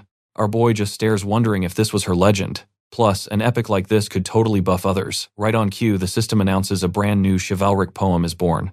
Just look at that massive skill tree, bro, but that one is merely common class. Adrien realizes this submission poem is a hardcore master-dedicated hymn. It is a soul-binding loyalty vow, even if it sounds a bit too much like a servant contract. Seriously, who would have ever predicted the Sword Queen's fierce descendant would unlock a submission poem? Talk about an unexpected free buff, right? He realizes that as the target of her crazy vow, Adalia leveling up will secretly farm massive benefits for him too. Our lucky guy hastily thanks her, secretly sweating over how these insane buffs will actually show up. A few peaceful days roll by, but our guy looks totally miserable. His loyal knights just stand there awkwardly, as his worried mother asks about his health. He instantly nods, yes, sweating bullets because dealing with haters is easy. But facing someone who genuinely adored this body's original trash owner, that is just peak awkwardness. Moments later, his mother gently probes if he hates his strict uncle. She pleads that the old man meant no harm. So even if he is secretly fuming, he really needs to drop the teenage angst.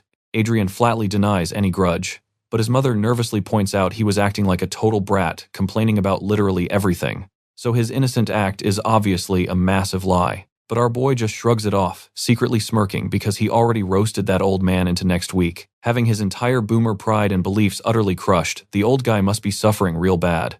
In cultivation terms, he basically planted a nasty heart demon in his uncle. If the boomer survives this mental breakdown, he might actually level up. But honestly, our boy could not care less about that drama. His mom sighs, explaining his uncle lived breathing the sword way more than normal folks, which naturally made him a rough, socially awkward meathead. Despite the absolute mess, he must secretly favor our main character. After all, the guy literally begged his royal majesty on his knees. Thanks to that grumpy boomer, his annoying house arrest got cancelled way early. But since chaos erupted the second his grounding ended, his poor uncle's political standing must be in absolute shambles right now. Adrien finally connects the dots on why the old man was acting like such a massive jerk, but still, he scratches his head wondering why the guy would tank such damage for him. Later on, an ancient tutor spawns carrying a mountain of thick books. Adrien glares, hating this nerd stuff from the very bottom of his soul. Instantly, our protagonist throws a full-on tantrum. He whines loudly about why a genius needs boring studying. The savage tutor just adjusts his glasses, declaring that anyone avoiding knowledge is basically an uncultured animal. Absolutely triggered, Adrien yells, asking if he is calling him a beast. The old troll smoothly replies that his highness just started studying, so he has not earned that title yet. But our arrogant main character puffs his chest. He confidently claims he knows every single cheat code, meaning there is zero need to study this boring trash. Hearing this massive flex, the sly tutor smiles, saying, if he is so smart, they should play a little game. He challenges him to a quick intellectual duel. The tutor promises if his brain matches his big mouth, he will literally vanish forever. Adrien eagerly takes the bait. Soon our boy is passionately lecturing about why backstabbers are the absolute worst threat ever. He dramatically preaches that giving people too much freedom just invites them to stomp all over your face. Wait, what is even happening right now? The cunning tutor just smirks, saying everything is perfectly fine. Handing over a shiny book, he promises a fun ride. They smoothly slip into a hardcore study session as hours magically melt away. Wrapping up the sneaky trap, the old man smiles and promises round 2 tomorrow. Shockingly, Adrien actually enjoyed the nerdy grind. A few minutes later, the horrifying realization hits him. He had just been totally tricked into a perfectly normal lesson. Honestly, that old fossil is a manipulative genius. Meanwhile, the clever gentleman walks away stunned, realizing this chaotic prince completely shatters all those nasty trash rumors. Another lazy day passes. Our boy is dramatically sprawled on his bed, groaning about ultimate boredom. He wonders if he grinded too hard lately, because without crazy training, his life feels utterly empty right now. Suddenly, Adelia pops in announcing Lord Valahard.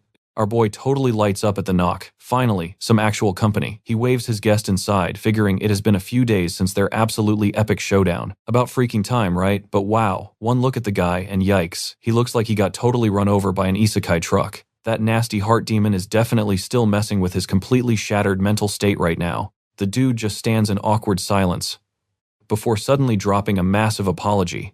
He totally shattered the solemn vow he originally swore. And thanks to that epic fail, our boy got seriously wrecked. Even 1,000 bowing apologies could not magically fix that colossal mess. But honestly, our kid knows the real damage was not from his uncle's flashy aura blade. It was the insane backlash from using that crazy dragon-slaying poem. Suddenly his mother's warning totally echoes in his mind. Since he stirred up this massive drama, his uncle's political standing must be a total nightmare. Meanwhile, his uncle is drowning in absolute guilt, begging to pay compensation. "Take my arm," he offers dramatically. "Heck, take my eye if you want." Obviously, our boy is like, "Bro, why would I want your eyeball?" He remembers when this completely depressed guy was actually a total legend on the Swordmaster tier. But now he is nerfed by some incredibly stupid heart demon. So our hero plays the totally generous boss. He officially declares his very first request. "Just let me bust out of this boring place for a field trip." Valhard heavily sighs. "Your house arrest is officially over, kid. You can literally step outside whenever." But Adrien totally smirks. "I am not talking about a cute walk around the block. I need to travel far away. Like way outside the capital's boring walls." The uncle groans that organizing a massive royal road trip takes time. Plus, with that upcoming banquet, they absolutely cannot travel too far off the grid. But Adrien completely brushes off those boring logistics. Whatever that is, not a problem. Deal securely struck. The old man promises to send the actual itinerary soon and basically flees. Adrien then turns to his knight. "Dude, why are you staring at me?" The knight completely deadpans. "Well, I honestly expected your highness to demand something totally insane." The count totally failed his oath. This was the absolute perfect chance to completely fleece him. Adrien just casually shrugs. Seeing that incredibly stubborn boomer look so utterly defeated, I actually felt bad. The knight immediately bursts out laughing. Adrien just glares. "You are getting way too totally comfortable, pal." Just then, Adelia bursts into the room. The super important letter he desperately wanted has finally dropped. It is from Arwen. She totally brags about leveling up, recently hinting she might pop by for a visit soon. She basically begs him to stay completely safe until then. Our boy practically beams at the perfectly timed message. Talk about flawless comedic timing. 5 excruciating days drag by before his uncle officially greenlights the trip. 2 days later, departure time. A whole boring week later, our main character lounges in a carriage, casually asking which random territory they are crossing. His absolute buzzkill companion completely sighs. "Can you just sit still? If I am going to drop lore, you need to firmly plant yourself in that carriage seat." Basically, they are heading straight into Count Ellen's legendary domain. It is literally the ultimate weapons hub for the palace, packed with massive iron mines for premium loot and a legendary blacksmith guild to perfectly craft it. No cap, more than half of the royal family's completely overpowered gear drops straight from this blessed clan. Adrien's eyes totally light up. Since he just wildly leveled up his stats, it is absolutely time to snag an epic tier sword of his own. Normally, he could casually loot a decent blade from the royal vault. But life is never easy. Thanks to his absolute menace of a past, the higher-ups absolutely refuse to hand him a dangerous weapon. My totally awesome friend, with his completely chaotic track record, makes total sense. So to get a truly legendary weapon, he must totally go hunting outside the palace. Plus, Valhard is secretly a massive softie for setting this awesome trip up. Anyway, their absolutely grueling 20-day road trip officially begins. The itinerary: a quick 3-day pit stop at Count Ellen's turf, then they double back to the awesome Iron Lion Castle just 2 days away. After that, they will completely crash and recover before heading back to the royal capital. Right now, our poor hero has been totally trapped in this bumpy carriage for 3 agonizing days straight, and his boring travel buddy makes it absolutely worse. Utterly dying of sheer boredom, he figures he might as well check his totally drained mana heart while just sitting there. It is completely hollowed out from that insane dragon poem backlash. But hey, time to start massively grinding stats again. His completely overpowered senses remain totally sharp. He easily detects everything from the gentle outside breeze to the absolutely clueless knights chatting away. By casually absorbing those tiny ambient mana particles, he slowly starts power charging his empty mana core back to life. Shockingly, it totally works. But wait, something is incredibly different this time. His internal mana heart has massively expanded. Ping. The system totally freaks out. Warning, he performed an impossible miracle, glimpsing a truly terrifying god-tier will. Adrien realized this was the brutal hangover from spamming his overpowered dragon form. Right on cue, the glorious system chimed in. Ding, he just unlocked the sword specialist class. His mana connection leveled up, finally breaking through those annoying administrative blocks. The result, his third eye ability got a massive, totally broken power boost. Wasting absolutely zero time, he checked out his own stats, realizing his physical body had evolved into a total cheat code. Cut to Count Ellen's territory. And seriously, would you look at the absurd size of this guy's mansion? Cue the standard noble greeting with some guy practically drooling over the extreme honor of meeting them. The chatterbox introduced himself as Edgar of the Ellen family with his silent sidekick, Torrance, tagging along. Adrien played the polite guest. The guy in the flashy red uniform then offered to escort our bone-tired heroes to their VIP suite. Strolling through the massive hallways, our boy couldn't help but wonder, wasn't this place famous for crafting epic gear? And yep, the entire crib was absolutely stuffed to the ceiling with shiny weaponry. But hold up, they were just flashy, low-tier trash weapons, complete mall ninja garbage that would shatter in a real fight. Finding legendary loot here would be a huge headache. Flipping the script, he casually asked if the legendary blacksmith guild was actually parked somewhere nearby. If so, he definitely needed a VIP tour. Minutes later, the sweaty butler nervously warned him that crafters were notoriously rude and super stubborn. Apparently, when these guys get into the crafting zone, they would literally ghost the local lord to his face. So he begged our prince to just chill and forgive their terrible manners, blaming it all on the classic artisan spirit. Entering the scorching forge, our hero was genuinely shook. The guide nervously babbled about the insane heat, begging his highness to tap out if the fire got too extreme to handle. But our hero just watched silently. Amid the roaring flames and chaotic hammering, one ridiculously crisp, perfect clink stood out from the crowd. It instantly clicked in his mind. Jackpot, this was exactly the vibe he was hunting for. I mean, his literal oldest memory was being an actual sword, remember? Just then, Adelia started freaking out about his highness sweating buckets. He completely ignored her, entirely hypnotized by the mesmerizing rhythm of the old blacksmith. Suddenly, the whole crew dropped their hammers to properly bow to the Grand Prince, with the boss man stepping up for introductions. Yet one absolute madman just kept aggressively hammering away. The furious boss screamed at him to drop the tools and grovel, but Adrien coldly ordered the noisy manager to shut his trap. Glancing at the terrified apprentices, it was totally obvious they were dragged away from their work against their will. He smirked, warning them that their precious iron was cooling down. If they wanted a failed item, they could just keep standing there looking stupid. Instantly, Gerald went straight back to cooking. Adrien stayed totally mute, absolutely captivated by the crazy old man's technique. Seriously, the dude's crafting skills were unbelievably overpowered. Our protagonist sensed an insane aura from that crazy artisan, wondering what this wild feeling could be. Later on, the gossiping butler spilled the tea. This crazy old man had been stuck in an endless loop of forging and melting swords for 6 straight months. Our boy wondered if they were just trash rolls, but the confused butler quickly shot that theory down. Literally every single blade he crafted was an S-tier masterpiece. The guy was their undisputed crafting god. Every weapon looked completely flawless, making his habit of melting them down absolutely baffling. Plus, this absolute mad lad hadn't slept in a month, just hyper-focusing on his mysterious grind. Considering his advanced age, the whole guild was massively stressing out over his dropping health bar. Hearing this insane dedication, Adrien could only smile. Now that is what you call a top-tier craftsman. Days flew by, and our eccentric prince practically moved into the forge, camping out from sunrise to midnight like an obsessed fanboy. The stubborn old man just kept hammering away while our boy sat there in absolute silence, just letting him cook. Despite all the panicked rumors about a crazy royal inspection, there wasn't a single dramatic incident or explosion. The staff was genuinely shocked. But alas, the dreaded day of the prince's grand departure finally rolled around. Even on his last day, he was still glued to the anvil. He sighed, admitting he really wanted to see the final epic drop before dipping. Sadly, the crafting timer just wasn't going to finish in time. Looking totally bummed out, our hero mentioned the mandatory farewell banquet happening tonight, meaning he had to hit the road at first light. Fast forward to the break of dawn, suddenly the breathless butler came sprinting in. The crazy old master had actually done it. Rushing over at top speed, our boy found the exhausted artisan gently polishing his freshly forged blade. Holy cow. Now that legendary weapon was a confirmed undisputed S-class masterpiece. The legendary craftsman drops to his knees, offering his glowing masterpiece to our reincarnated prince. Jaws literally hit the floor. Adrien casually analyzes the blade. Heat it like a blazing sunrise, cool it to royal purple. Boom, a magnificent weapon fit for an emperor is born. Honestly, my brain hurts from all this epic blacksmith jargon. Our young prince stares deeply at the gleaming steel. So what do we call this absolute beauty? The old man chuckles. Twilight.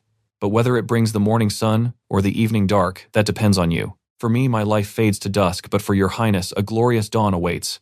Adrien smirks. Smooth talker. Suddenly the master collapses, his energy completely spent. He whispers, a shaky sigh of pure relief. His final masterpiece is done. Adrien instantly catches the frail man. Looks like the royal entourage is camping out here for one more night. The starry night quickly ticks by. Watching over him, the old man smiles. The second you stood behind me, destiny took over, guiding my heavy hammer. This blade chose its own birthday. Adrien leans in incredibly close. He whispers a massive secret we cannot even hear. Did he confess to being a literal sword before classic reincarnation slip? The blacksmith just laughs. With an aura like yours, you could even be a divine god. Suddenly, it all clicks for the dying master. Grasping the hilt, he prays the blade becomes as legendary as its owner. Gripping the frail hands tight, our main character makes a solemn vow. It absolutely will. With a peaceful smile, the legendary craftsman takes his final breath. A true artisan passing away at his absolute peak. Soon after, the divine weapon is carefully bundled up for the long journey. The sly butler steps in. A priceless treasure, surely, but perhaps too rustic for a noble prince to wield. What a total coincidence. I brought a fancy magic sword just for you. Adrien feigns a look of complete shock. Oh wow, what a generous offering. Internally, Adrien rates the mid-tier magical blade as totally acceptable free loot. But wait, the prince smirks. A blade forged with a master's dying soul is already the ultimate legendary tribute. Since you are offering this magical weapon anyway, I will gladly take both. Panic instantly strikes the poor butler. He completely played himself. Forced to smile through the absolute pain, he tried baiting the master weapon with his magic blade, but got double robbed. A legendary massive fail. Shortly after, the royal convoy packs up, aiming straight for the bustling capital. Adrien observes quietly. Suddenly, Valahard barks out orders. Saddle up, we ride full throttle toward the Iron Lion fortress. Our fearless prince just blinks. Yeah, about that. I have zero idea how to ride a horse.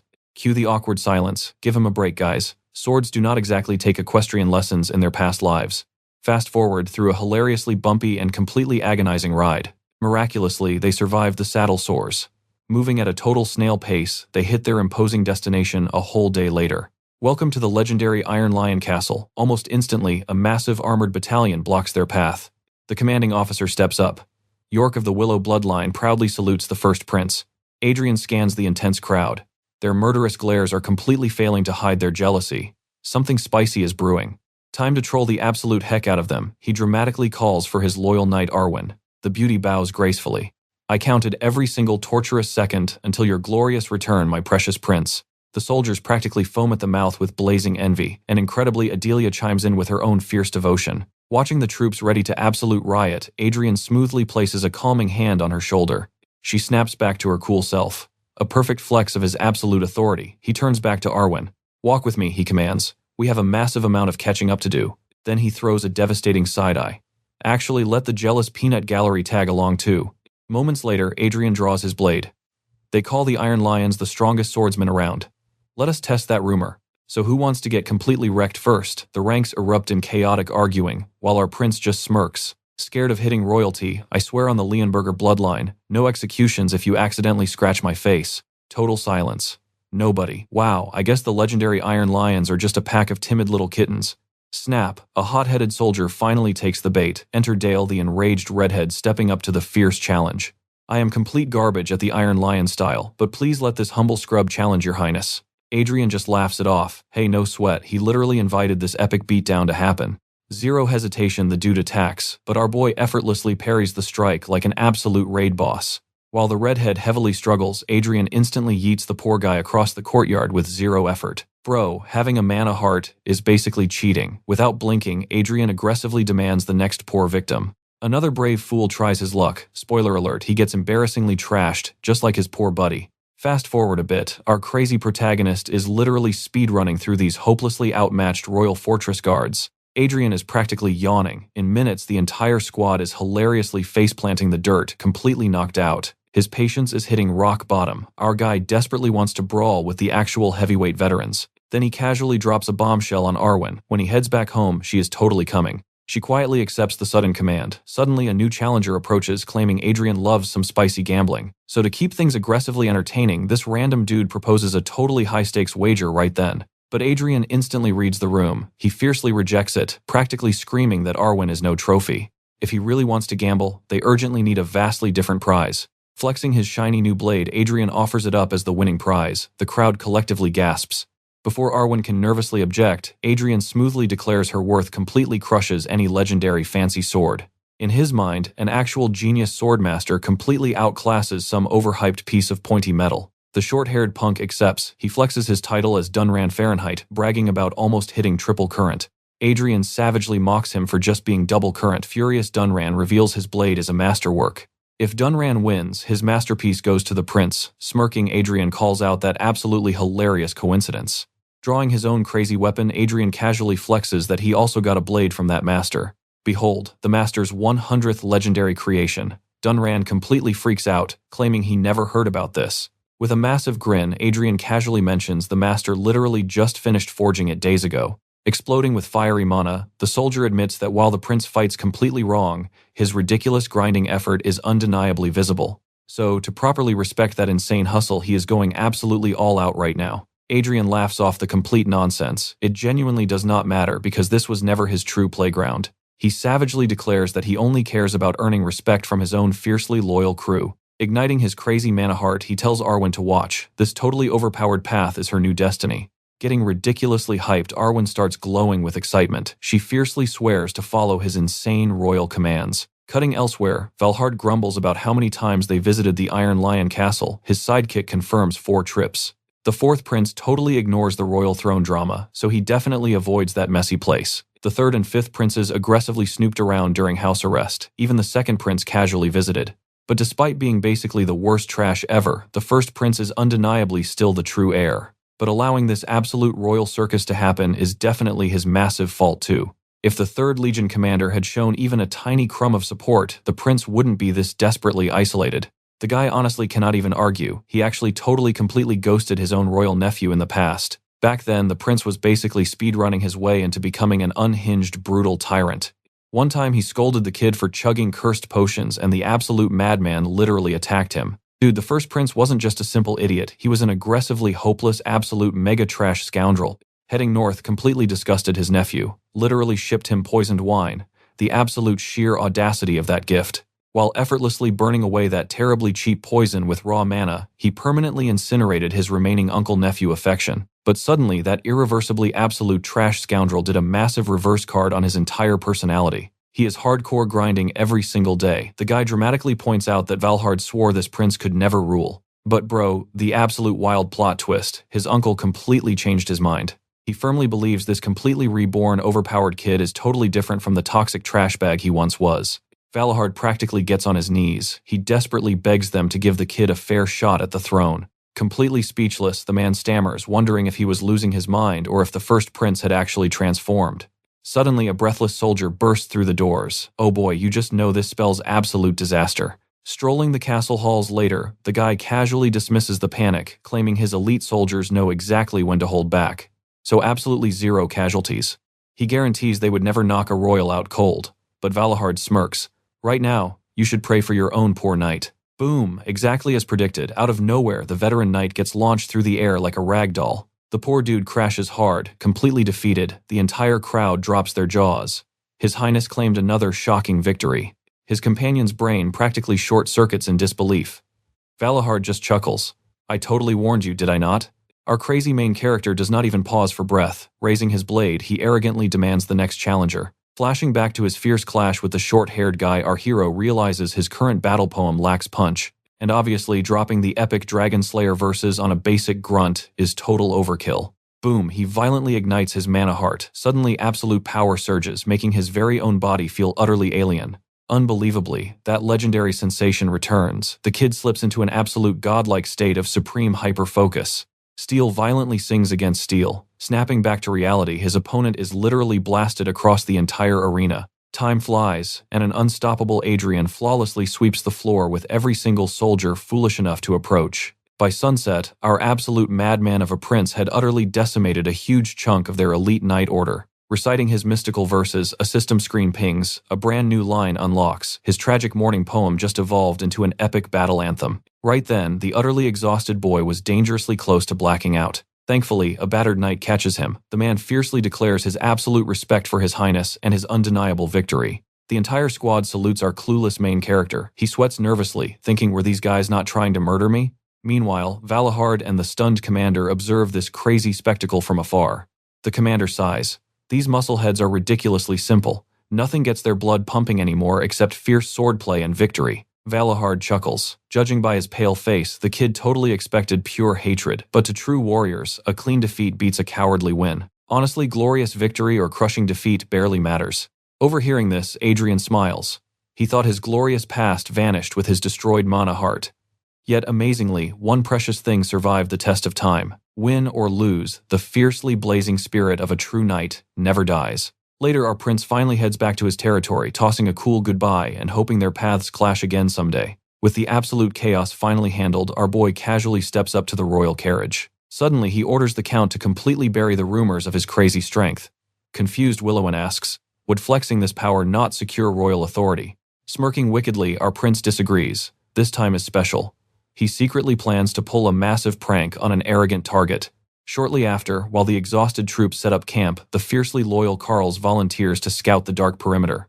In the shadows, a glaring Arwen silently judges our main character. She looks annoyed, but Adrien assumes she will warm up to him eventually. Whatever time, for some well-deserved sleep, but stepping inside his private tent surprise, Adelia is already waiting in there. Our poor main character practically short-circuits. He clearly just recruited a legendary, utterly overpowered S-rank genius. Yet here she is scrubbing floors like a basic maid. Exhausted, he just sighs. Soon, a curious Adelia softly asks if something is bothering him. Brushing it off, he claims everything is perfectly fine. Internally, though, those Iron Lion Knights were radically different from his expectations. Glaring at his system screen, his appraisal skill showed those supposedly elite knights possessed embarrassingly average rank B sword talent. Back in his golden era, those stats would barely hit the absolute minimum average. Even with decades of brutal bone-breaking training, those ordinary commoners would have tragically died as cannon fodder. Yet wildly, today's modern fighters somehow hit genuine sword expert status in just 20 or 30 short years. Basically, the legendary absolute superhumans got horribly nerfed while ordinary commoners received a massive heaven-defying system buff. It must be this shifting mana flow. His uncle possessed terrifying transcendent potential in the past, no wonder he furiously despised seeing such talent wasted. Sadly, this heavily restricted modern era completely crushes any real chance to unlock those legendary god-tier superhuman limits. Ultimately, this incredibly nerfed timeline is totally to blame. And honestly, our overpowered prince admits he desperately needs to study this bizarre new world. So our boy had to totally rethink his entire master plan from absolute scratch. Cue Uncle Valhart making an incredibly dramatic entrance. He heavily claps his nephew's shoulder, booming that this burning passion is exactly what he needs to furiously chase down his ultimate dream. After all, he'd completely tamed the Iron Lions. Any other snobby royal would have instantly failed, but Adrien, his uncle, praised the kid for playing an absolute masterstroke with those fiercely hardened warriors. Hold up, why is this scary warlord acting so nice? Our hero was sweating bullets, completely panicking over his uncle's totally bizarre and unexpected mood swing. Did the old man finally lose his marbles? But Valhart just smirked, reminding our bewildered boy about a certain high-stakes wager they had previously agreed upon. The crazy condition, crushing a legendary dual aura knight. True to his word, the terrifying 3rd Legion commander dropped a huge bombshell. He officially threw his absolute backing behind the prince. Adrien's jaw hit the floor. Cue internal screaming. Since when did he ever volunteer to sit on that cursed throne? Fast forward a bit and wow. That royal endorsement basically nuked the capital's political scene. Bootlickers frantically swarmed him with fake praises. Trapped in this suffocating circus, our desperately annoyed main character just fiercely begged his personal guards to kick the annoying crowd out. But Carl shot that down instantly. These parasites were summoned by absolute royal decree, making them completely untouchable right now. Groaning in pure defeat, Adrien basically ordered his loyal men to shove the annoying mob somewhere else. Later on, our exhausted protagonist finally caught a tiny breather. Sadly, his sweet peace was hilariously short-lived. Enter the angry sibling. His intensely jealous brother burst in screaming about betrayal and loudly accusing Adrien of secretly begging Count Valhart for legendary sword lessons. Oh, the absolute drama. The furious prince boldly declared total war, vowing to make our hero suffer deeply for turning him into a massive royal laughingstock. Adrien just stood there completely blinking in utter disbelief. He literally couldn't care less about their stupid sparkly chair of power. Bam, time to rewind the clock for context. Back then, Adrien sighed deeply, telling his uncle he'd tolerate the charade temporarily. But he aggressively, firmly refused to handle any massive royal succession headaches. He fiercely demanded why this insane scheme was launched blindly. Chuckling darkly, Valhart wondered if his nephew actually stressed over his safety. After all, the mighty Count was the absolute iron wall defending their fragile nation from terrifying northern beasts. He boldly promised their noble house would survive provided those pampered royals never forgot the chilling terror of the freezing winter. Honestly, this massive political earthquake was an unavoidable dark fate that was bound to violently shake the kingdom eventually. With piercing eyes, he asked if Adrien really ignored the brutal destiny of discarded firstborns.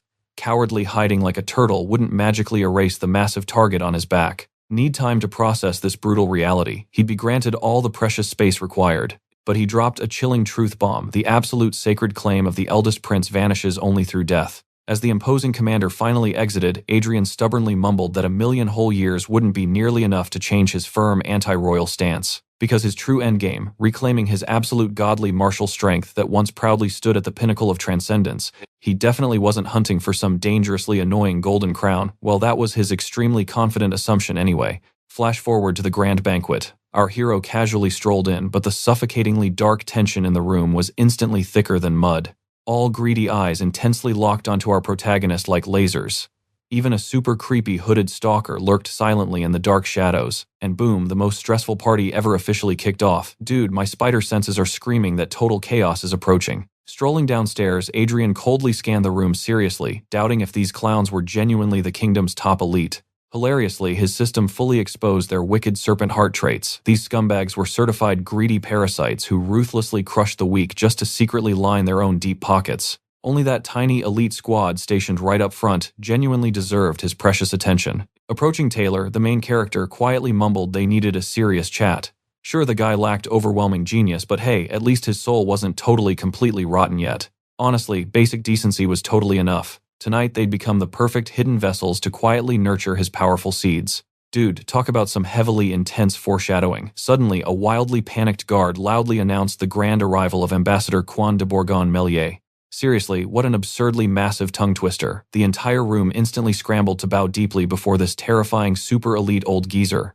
The ancient diplomat smirked darkly, claiming it had been ages.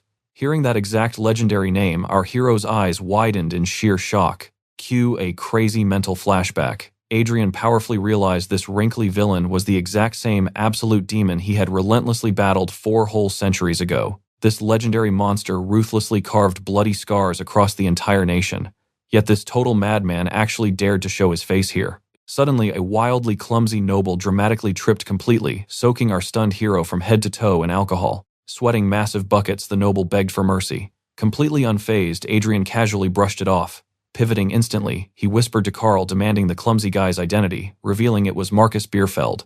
Smirking slightly, Adrien internally realized not absolutely everyone here was completely rotten. That splash of water finally chilled his blazing temper. Moments later, our main character splashed his face. Suddenly, his uncle appeared. He warned that Marquis Bierfeld had noticed his murderous aura. He looked completely ready to start a riot. The Marquis was absolutely spot on. Our boy was hanging by a literal thread. His uncle demanded his actual plan. He scoffed, claiming he wasn't reckless. But one massive question still burned in his mind. The corrupt Bourgogne family arrogantly ruled the capital. Worse, the spineless nobles practically worshipped them over the actual royal family. The air was way too thick for peace. And this toxic power dynamic, definitely not a mutual alliance.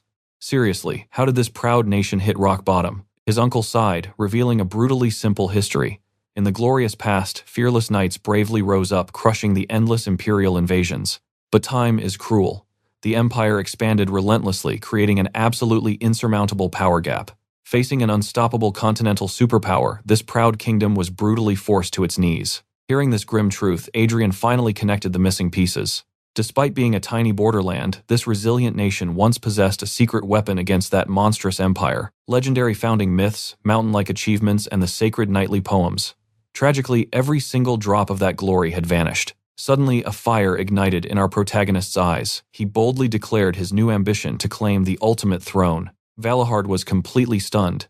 Adrien knew this path invited chaos, but destiny demanded action. He literally forged half this kingdom himself. Later, returning to the grand banquet hall, our hero noticed the aristocrats sweating nervously. Adrien brutally scoffed at their pathetic manners. Even a lowly foreign diplomat received far better respect. Memories flooded back. Nobody ever expected his former comrade to ascend the throne. Back then, he was just some clueless country bumpkin, yet that rustic legend boldly commanded the masses, mirroring the exact legendary stance Adrien was taking right now. Taking a deep breath, he chanted the sacred nightly poem. It was definitely less cringeworthy than the Dragon Slayer epic. Still, it was the absolute perfect ultimate flex for this exact chaotic moment. Hell yeah. Boom. A majestic royal aura cloaked him. The mesmerized crowd instantly froze in awe, dropping into deep terrified bows. Ah, sweet respect, Adrien commanded them to rise. But suddenly a spine-chilling aura pierced through the room. Glancing sideways, his eyes locked onto a mysterious hooded figure. The hood dropped. Holy crap, a literal elf, she purred, genuinely shocked that mortals still chanted the ancient verses. Adrien's heart violently skipped a beat. Why the hell was this absolute psycho here? God-tier beauties who cherish nature and protect every single innocent bug. Majestic forest guardians living for centuries. At least that is the naive human fairy tale. Reality check. They are bloodthirsty predators using their heavenly looks to slaughter victims. And hero-tier high elves, utterly terrifying walking disasters. And the beauty standing before him, far beyond your average high-tier forest menace. Meet Sigun, a 1,000-year-old ancient high elf. She practically carried the legendary expedition that massacred the Raging Dragon 4 centuries ago. This totally insane stalker was dangerously obsessed with capturing him back then. After his dramatic death, he desperately prayed she hadn't seen through his new identity. The elf narrowed her eyes suspiciously, asking if they had met. Adrien practically broke his neck, shaking his head, lying about never seeing an elf. The lethal beauty intensely glared at him. 4 centuries ago, Sigun was basically an invincible raid boss. He dreaded thinking about the absolute monstrous power she wielded now. Breaking the silence, she smirked. Humans usually display 2 distinct reactions to her kind. Weak mortals instantly fall prey to their divine charm, but true martial masters immediately trigger their combat survival instincts. However, she casually mocked that His Highness clearly lacked that elite combat awareness. Adrien deadpanned that she just wasn't his type. Obviously, that bruised her massive ancient ego. Pulling up her hood, she coldly muttered that this brief encounter was delightfully entertaining. As she vanished, Adrien let out a massive breath. Crisis officially averted for today. Moments later, a literal parade of marriage candidates swarmed our hero. Dude, they even brought a literal toddler. This entire circus was absolute madness. Meanwhile, his mother fiercely lectured about the insanely impossible standards for a future queen. Thank God, because that hag's endless rambling was driving me insane. Suddenly, a royal guard announces the unthinkable. An elven delegation demands an audience. Right on cue, the mysterious hooded girl steps forward. Sigrun of the Mistletoe tribe offers greetings to the beautiful Queen Margarita. So that is her actual name. I had absolutely no clue. She notes their rare visit. An elf gracing the kingdom is a shocking historical event. Without missing a beat, Sigrun asks if Her Majesty seeks a worthy bride for the royal prince. Confirming the rumors, she dramatically throws back her hood. A high elf, in human society that is like ancient royalty descending from the heavens. Surprisingly, she claims their ages align perfectly. Oh boy, I smell a forced marriage trope. Ageless elven beauty apparently makes for the absolute perfect human spouse. Who knew? Called it, she declares that locking eyes instantly sparked their intertwined star-crossed destiny. Hold up. Elves literally cannot lie about fate. Is she actually dead serious right now? Margarita freezes in pure, unadulterated shock. The throne room erupts in chaotic whispers. Adrien grabs her hand, demanding a private chat immediately. Once alone in the shadows, Adrien completely drops his act. What is her real endgame? She plays innocent, claiming she only wants peace between the elves and the human realm. But Adrien is not buying it. He glares, warning the high elf to try again. He calls out her identity. The blood-soaked executioner wielding the Mistletoe tribe's cursed blade. Is she here to spy or slaughter? Sigrun's smug smile shatters. How does he know? Adrien sweats internally. She is an absolute monster. Right now he could never defeat her. And if she truly sensed his destiny, that means her power is terrifyingly high. She can literally read his reincarnated soul. Sigrun smirks coldly. Knowing she is an executioner playing dumb is begging for a death sentence. But our guy fires back. Running his mouth to an assassin is an equally quick death. He demands she drops the ridiculous marriage plot. Keep her pointy ears out of this. Right now, she is just intensely curious. But if he slips up, this lunatic elf will end him. Time for a bluff. He needs to bait her. Sigrun leans in, demanding his identity. He chuckles darkly. He is just a trash prince utterly discarded by his own royal father. Want to know his secret? Just watch him grow. Sigrun's eyes widen, confirming her suspicions. Her elders definitely did not send her on some boring, mundane diplomatic chore. It was all because of this anomalous prince. Meanwhile, our stressed main character just wants to escape. Flash forward to the throne room, and bro, they are casually holding hands in public. Standing confidently before the queen, Adrien drops a massive bomb. He accepts the political engagement. Holy crap, this escalated from 0 to 100 in record time. He internally cringes at acting chummy with an assassin. Obviously, this fake marriage needs serious stalling. He is buying time. He knows the queen will drag out the official paperwork for ages. For his rival Sean, it gives him a brief window to actually grow stronger. But for Adrien, it is a desperate ticking clock to power up and survive this psycho. Meanwhile, his jealous brother fumes with rage. He screams that Adrien's only advantage is royal luck. First, Adrien stole their uncle's backing and the Iron Lion prize. Now he gets the elf. Whatever, he grins wickedly, remembering their upcoming duel. He will completely crush him then. This guy is plotting pure murder. Fast forward, the day of their brutal showdown finally dawns. Boom, over in a flash, our boy didn't even break a sweat. Meanwhile, his extra brother brought a whole peanut gallery, smugly asking if he enjoyed the VIP show. He sincerely hopes he won't let his dear fans down. Adrien just sighs. He already knew this, but damn, the guy never shuts up. The triggered brat charges in head first. Adrien shrugs, admitting he was just going to toy with him, but his schedule has actually been super packed lately. No time for games. Bam! The poor fool eats dirt in mere seconds, leaving the entire crowd absolutely flabbergasted. Even the veteran knight drops his jaw, wondering if this absolute beast is really the first prince. With the trash properly disposed of, Adrien takes his flawless victory and immediately dips from the scene without a second glance. Gossip spreads like wildfire. Everyone is whispering about Prince Gruhan getting utterly clapped by Adrien. Then the loser wakes up screaming for his gear, demanding a salty runback. Seriously, the sheer amount of copium this guy breathes is insane. Meanwhile, the knight reports that our main character already speedran his exit, leaving the capital alongside Count Valahard. He completely ghosted everyone to head north straight to the Valahard family estate. On the road, Valahard praises his surprisingly decent horseback skills. Adrien just casually flexes, asking if riding is supposed to be hard. Changing the subject, his uncle wonders why they are rushing. The royal banquet literally just ended, so shouldn't he chill out and take a well-deserved nap? But Adrien coldly spits facts. The toxic capital has absolutely nothing left for him. He refuses to hang out with blind nobles who ignore their actual ruler completely, preferring to lick the boots of the empire's pathetic dogs. Plus, knightly meatheads are way more his vibe. His uncle laughs, warning him that knights might lack noble cunning, but they are incredibly stubborn boomers. The boring lore drop continues with his uncle sweating over how hilariously reckless our prince is acting lately. Adrien just shudders. If he wastes any time, he will end up forcefully hitched to that absolute psycho. Historically, marrying her equals an instant game over. He desperately needs to level up before his doom arrives. To grind experience fast, there is one legendary training zone, the ultimate hardcore server where human limits shatter and ancient martial arts were actually born. Right on cue, Valahard dramatically announces their arrival at the legendary Blade Mountains. It is the brutal frontier his stubborn family has defended for literally forever. Meanwhile, our overpowered hero is freezing his butt off, realizing he needs cold resistance fast.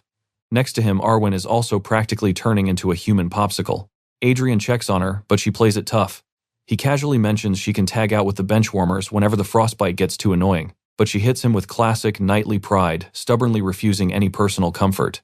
Adrien smirks, glad at least one person has protagonist energy.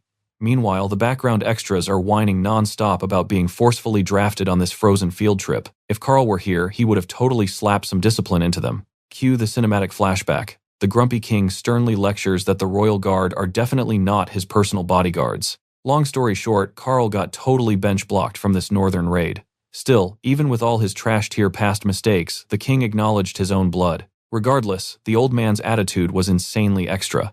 There is definitely some juicy hidden lore behind all that drama. Valahard suddenly yells at everyone to hustle up, unless they actually want to become permanent ice sculptures in the approaching blizzard. Time ticks down. Valahard orders the squad to ditch the fancy carriages, grab the horses, and start hiking like real men. Adrien snickers, realizing the crazy boomer used actual mana just to yell louder. Our hero then smoothly helps Adelia step down from her ride. Arwen runs up, worriedly asking if he is holding up okay. Meanwhile, the monster blizzard is aggressively cranking up to 11. Getting seriously annoyed, Adrien dumps Adelia onto Arwen and aggressively orders the heavily armored idiots to drop their massive shields immediately. Carrying those giant kites will just blow them away like helpless balloons. They need to dump all the dead weight, keeping only their weapons. Every single step through the snow felt like lifting boulders. To make matters worse, everyone's stamina was practically hitting zero. Fodder knights start dropping like flies. Adrien marches right back to the front lines, heaving a collapsed soldier over his shoulder to carry him. Dude is an absolute unit. They blindly push forward through the whiteout until the massive silhouette of the fortress finally appears. Hilariously enough, the ridiculous blizzard magically stops the exact second they arrive. The sky clears up instantly, as if the severe weather was just aggressively trolling them. Right on cue, Valahard fiercely approaches the massive iron gate.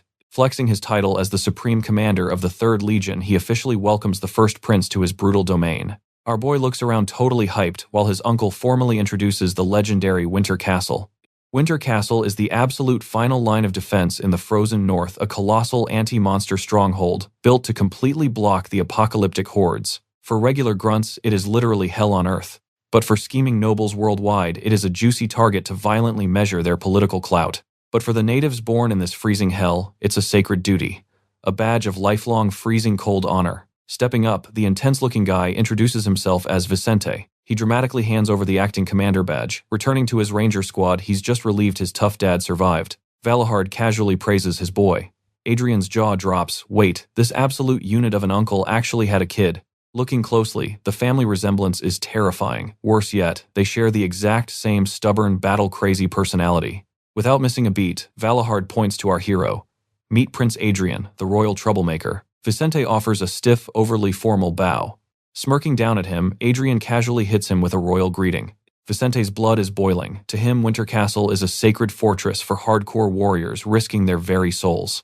It's definitely no vacation spot for some exiled trash-tier prince looking for a romantic getaway. The misunderstandings are already piling up. Vicente glares, demanding to know why this royal headache dragged his father here. Valahard drops a bombshell. He's officially becoming the prince's personal mentor. Yep, he's sticking around the freezing kingdom for now. Vicente's brain short-circuits. Didn't his dad literally ditch this useless royal years ago for being a total disaster? The rugged veteran awkwardly looks away. Coughing, he mutters that destiny can change even the biggest fools.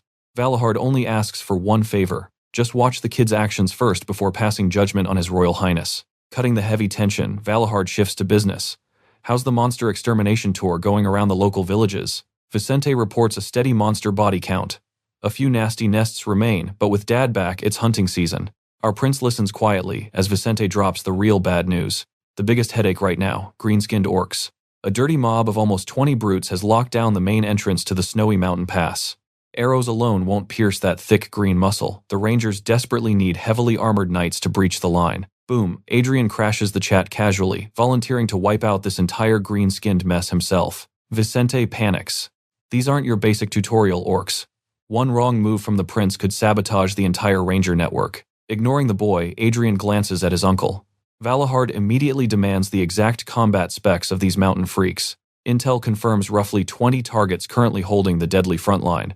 A hidden shaman or elite warrior could totally be lurking. Despite the deadly risk, Valahard asks if Adrien is ready. Vicente violently objects. That mountain gap is a crucial lifeline for his stealthy ranger squads. Turning it into a chaotic war zone ruins everything. Plus, if the precious prince gets scratched, Valahard's neck gets chopped. Listening to this rant, Adrien smirks. His battle-crazed uncle actually raised a super-logical, highly protective kid. They dive into tactical planning while Vicente looks like he just swallowed a massive sour lemon. Shortly after, our royal boss drops the suicide mission news onto his totally unprepared knights. He casually announces a 20-orc extermination quest. Sweating bullets, the head knight desperately whines. His contract only covers VIP escorting. Adrien just flashes a wicked grin. Perfect. To escort him, they'll have to charge right into the bloody slaughter. Checkmate. The prince marches off, realizing these lazy guards are his permanent party members, now dead or alive. Time for a hellish training arc. At first glance, this squad looks absolutely hopeless in a real monster raid. But since his prestigious family handpicked them, their basic combat stats have to be halfway decent, right? Even if half these sketchy dudes look more like shadowy assassins than actual frontline sword swingers. Moments later, Vicente aggressively takes the vanguard. He glares back, warning his clueless royal highness of the immense danger. If this crazy dungeon raid fails, the political fallout will absolutely crush the prince's future. Amidst their fiery staring contest, a blue system screen suddenly pops up. Error message. Target status window is completely blocked. Adrien's eyes narrow. Vicente must be a monstrous triple-chain aura user. Behind them, fake rangers nervously grip their night weapons. These undercover guards definitely plan to hijack the fight if things turn ugly. Let them underestimate the awakened prince. Zero time to waste. The brutal monster extermination quest finally kicks into high gear. Trudging through the deep snow, Vicente barks orders. They must lock down their stamina and march like absolute ghosts. Burn out early, and the freezing frostbite will totally shatter their combat power when the swords start swinging. Blah blah blah. Adrien deadpans, realizing this intense kid is way more of a chatterbox than his old man. Suddenly, a terrifying crunch echoes. A scout rips out his spyglass. Massive bloodthirsty orcs are swarming ahead and they look hungry. The grunt asks for a strategy. And obviously our genius plan Leroy Jenkins straight into the mob. Right on cue, an ugly green brute spots our hiding spot. Everyone awkwardly stares at our main character who's busy feeling nostalgic.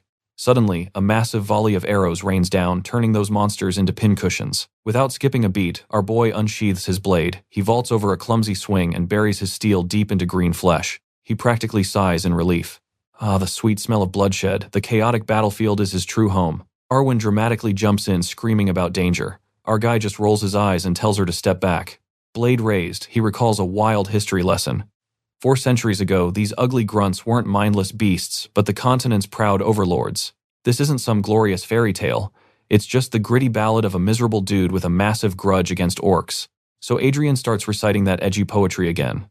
And boom, a ridiculously massive aura explodes across the sky. Our hero gets completely battle-ready. Cue the sudden flashback sequence where some red-haired snob gossips about Winter Castle's crazy high mortality rate, but his shady boss smirks, telling him to chill out. Supposedly, there wouldn't be any actual fighting involved. He mocks the trash prince's deployment, betting the royal loser will just hide indoors and shamelessly steal all his mighty uncle's hard-earned achievements.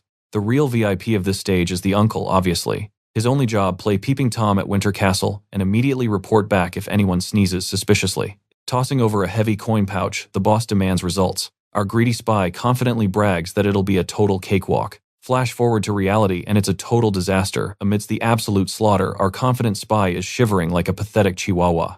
Panicking, he blindly rushes a monster only to get swatted down like a total scrub. Enter Arwen, the ultimate lifesaver. She one-shots the gigantic beast effortlessly. Glaring down, she scolds him to never drop his guard in a war zone. The traumatized spy nods frantically, too terrified to argue. But breathing is a luxury they cannot afford. The massacre continues. Arwen desperately screams for the troops to hold the line. Sweating drops, she analyzes the monstrous wave. With their pathetic numbers wiping out, this horde is basically mission impossible. But hold up. Out of nowhere, a sharp blade brutally skewers an orc's heart. Jaws collectively drop. Our crazy main character is officially done playing games. Standing in a literal sea of monsters, this absolute madman flashes a fearless grin. Zero hesitation, he violently blitzes the next target. A dark memory surfaces. No matter how many greenskins that old master slaughtered, the thirst for blood was never quenched. Driven by pure spite, he endlessly roamed those cursed badlands, hunting his sworn enemies down. His mana core had completely dried up centuries ago, but the stubborn old fool refused to die. Every agonizing step drained his youth. Only that terrifying demonic sword fueled his decaying body. To fulfill one last miserable wish, he was literally setting his remaining life force on fire. Just another tragic, non-playable character who lost his wife and daughter to the monsters. Yep, welcome to the classic cycle of Manhwa revenge. And tragically, by the time he finally cornered his lifelong nemesis, his body was utterly shattered. Dragging his ruined limbs, he lunged, but realistically, raw willpower isn't enough to snap a curse of destiny. Eaten alive by old age, the warrior collapsed. Yet the absolute legend kept glaring until his dying breath. Just another unsung tragedy swallowed by history without a single round of applause. Since our boy was literally a sword back then, he's the sole witness. Snapping back to reality, the monster wipeout is already complete. Well, at least on the main character's side, because over in the peasant zone, the extras are still fighting for their lives. Gripping his hilt, Adrien smirks. The forgotten memories finally click into place. He finally recalls the infamous poem of vengeance, an ancient track that lacked an ending. Time to drop the final verse. Without missing a beat, he charges into the green meat grinder like an absolute boss. Locked in the zone, a blue holographic window pops up. The system confirms a brand new verse has dropped for his edgy poem. Chanting the cursed lyrics, he declares he will butcher these freaks as a tribute to the old man's ghost. The system dings. The vengeance track has evolved into a full-blown requiem. He glances around, realizing the slaughterfest is officially over. Vincent dramatically snaps an enemy banner over his knee, roaring that the greenskins are wiped out. Absolute victory. Adrien squints, realizing something insane. That commander is named Vincent, the exact same name as the tragic old dude who sacrificed everything. What a crazy twist of fate. 2 wildly different men bound by the exact same legendary name. Talk about crazy timing. That geezer actually swore to completely annihilate that entire species in his next life. Moments later, Vincent violently shoves a tattered red banner into our hero's hands. Battalion rules strictly dictate the most valuable player of the battle claims the enemy's flag. It is the ultimate winner's flex. A completely priceless artifact, and its legendary new owner is none other than our boy. Arwen totally fangirls over his royal highness, praising his insane battlefield courage. Suddenly, the entire squad bows down, while our kid practically glows with absolute joy. Hoisting his new toy high, he proudly declares their epic triumph over the orc horde. Just like that, the troops officially accept our hero, welcoming him to Winter Castle. Honestly, the dude was way too obsessed with his shiny new prize. But then Vincent, radiating pure smugness, casually drops that he owns 16 of them. Oh snap, the petty flex battle has officially begun. Adrien just silently glares at him. But our guy straight up ignores the flex, shamelessly declaring the banner his one true destiny. Later on, the squad is casually roasting the orc camp. Vincent points out their miraculously low casualty rate against such an elite mob. Arwen still mourns the tragic losses, but cold-blooded Vincent insists that ultimate victory honors the dead, paying respects with the fresh blood of their slaughtered enemies. That is the hardcore Valahard way. Hearing this edgy philosophy, our boy squints at the knight. Could this guy seriously be the reincarnation of that legendary figure? He quickly calls him out, asking if the Third Legion had been secretly stalking them. Sweating slightly, the knight crafts a flimsy excuse about conveniently bumping into some nearby rangers and teaming up. Adrien sarcastically praises such a magically convenient coincidence. Obviously, our boy is not buying that garbage. He knows Vincent secretly planned this backup because he doubted his skills. Deflecting, Vincent changes the subject. How did heavy elite orcs sneak down the mountain without triggering a single ranger trap? Whatever the reason, heading back to base is the smartest play. Soon enough, the squad reaches the fortress. The big boss, Valahard, praises their epic, flawless clear, thrilled they survived the messy raid. Meanwhile, Adrien is still obsessively stroking his flag. Seriously, dude, give it a rest. The exhausted guards whisper that it is literally his 11th time flexing it. But our totally oblivious main character completely tunes out the haters. Vincent warns his dad about the suspiciously early orc spawn. Either they chased a massive boss monster or the mountain's ecosystem is crashing. Honestly, both scenarios are a massive headache for our crew. His dad sighs, wishing he could let them sleep, but this crisis demands immediate action. The whole party marches inside the stronghold. Before leaving the normally frosty Vincent side-eyes, our hero awkwardly admitting his fighting skills were top tier. Completely missing the compliment, our boy tilts his head and calls the knight an absolute weirdo. Arwen giggles, explaining that the tsundere knight is just severely embarrassed about suddenly acting nice. Right on cue, Adelia rushes over to celebrate his safe return. Oh no, brace yourselves for the cringe. The kid instantly whips out the cursed flag again, asking if she recognizes his legendary loot. Somebody please end my suffering. A few days later, Vincent briefs him about an upcoming recon mission to investigate the shady mountain zones. Since the danger level is completely unknown, they are exclusively recruiting high-level veterans for this extreme expedition. Basically, they are kindly telling His Royal Highness to sit this dangerous raid out. Our hero sarcastically asks why he personally delivered a message they already discussed. Vincent grumbles about his dad's annoying orders. It finally clicks in Adrien's brain. The old man is desperately trying to force a friendship between them. Honestly, making friends should not be this painful. After kicking the knight out, our boy gets lost in deep thought, staring at that stupid flag. Oh, for heaven's sake, not again. He reflects on his insane combat focus. Reciting a full epic poem mid-battle was a massive power move. He will definitely need that skill later. Sure, he technically plagiarized those ancient verses, but he vows to master them completely. Suddenly, a strange scratching interrupts his thoughts. He snaps his head toward the window. A tiny bird is perched there, but bro, this creature radiates pure demonic energy. Adrien instantly knows exactly which crazy villain sent this familiar. Without warning, the tiny beast opens its beak. It cheerfully asks if he enjoyed her little surprise gift. Adrien freezes in absolute horror. He demands to know if she deliberately spawned that elite orc raid. The bird casually replies she simply provided a boss-level challenge for His Highness. She genuinely hoped he would love this deadly surprise. Adrien scoffed inwardly. Dozens of brave patrolmen had perished in that bloodbath, yet this crazy elf was chatting like it was a tea party. Pointy-eared voyeurs. They absolutely loved watching humans clash with the massive orc horde they had deliberately lured over. Ah yes, peak elven goodwill right there. Cutting through the nonsense, he demanded she drop the act and spit out her real objective. Playing the tragic heroine, she sighed at his freezing attitude. Claiming unrequited love was painful, she dramatically vowed to wait for his icy heart to melt. Then her tone dropped to a tantalizing whisper. Deep within the forbidden mountain peaks, a magnificent sight awaited his eyes. A primordial entity slumbered within those peaks. If he played his cards right, the resulting epic saga would be absolute legendary material. Suddenly her feathered avatar started glitching out. The cheeky elf whined that her magical bandwidth was hitting its absolute limit. With a pathetic thud, the bird dropped dead. Adrien rolled his eyes, dubbing her the supreme champion of sheer annoyance. Her hidden agenda was glaringly obvious. She desperately wanted him to compose a brand new legendary epic. Whatever her scheme was, he would gladly dance to her chaotic tune for now. Later on, Vincent explained the grim reality. The border guards treated the mountain skirts like their backyard, but absolute terror kept them from venturing deeper. Those who dared simply vanished. Their solemn duty was blocking the monstrous tides, not playing suicidal explorers in the abyss. Adrien raised an eyebrow. So the deepest core was a giant, terrifying mystery box. Historically, aura-wielding knights conquered every global mystery, chasing ultimate transcendence. Yet this hellish zone remained a totally forbidden sanctuary. Smirking at the deadly odds, he realized stepping into this cursed territory was the best chaotic decision ever. Panicking slightly, Vincent aggressively advised throwing any suicidal thoughts of deep mountain exploration straight into the garbage. Adrien casually promised to behave. But come on folks, we all know this crazy bastard is absolutely going in. Well, maybe he would hold off for today, just wait for the inevitable chaos. Polishing his shimmering blade, his curiosity burned like wildfire.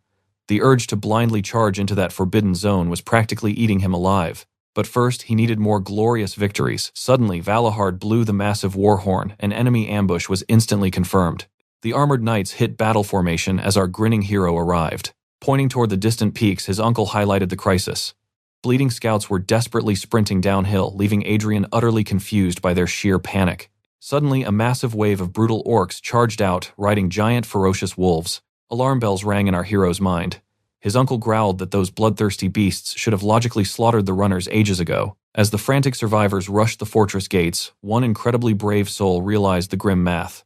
He heroically turned back, sacrificing himself to block the savage tide. Buying precious seconds for his fleeing brothers, the lone warrior fought bravely before ascending to the great beyond. Tragically, his noble sacrifice failed to save the stragglers. From the towering ramparts, the garrison helplessly watched the brutal massacre unfold. Valahard barked a harsh order commanding everyone except the elite border watch to abandon the defensive walls immediately. Despair choked the remaining troops. Turning to his uncle, Adrien sharply questioned if he was dragged here just to witness this nightmare. His uncle nodded grimly. The whole slaughter was a painfully obvious trap. Sending backup would just feed more fresh meat to the grinder. Vincent chimed in, sighing that human logic completely failed against those unhinged beasts. Those freaks lacked survival instincts, thriving on endless meat grinder warfare. With the deadly winter just starting, rushing out in a blind rage was pure suicide. Right on cue, the monstrous horde aggressively marched toward the reinforced gates. Peering through a brass spyglass, a stunned guard spotted a miraculous sight. One of their fallen comrades was somehow still breathing out there. But the overwhelming sea of greenskins remained a fatal problem. Eyes narrowed, Valahard menacingly declared this brutal winter was mutating into an unprecedented disaster. Adrien suspected that devious elven manipulator was pulling these bloody strings.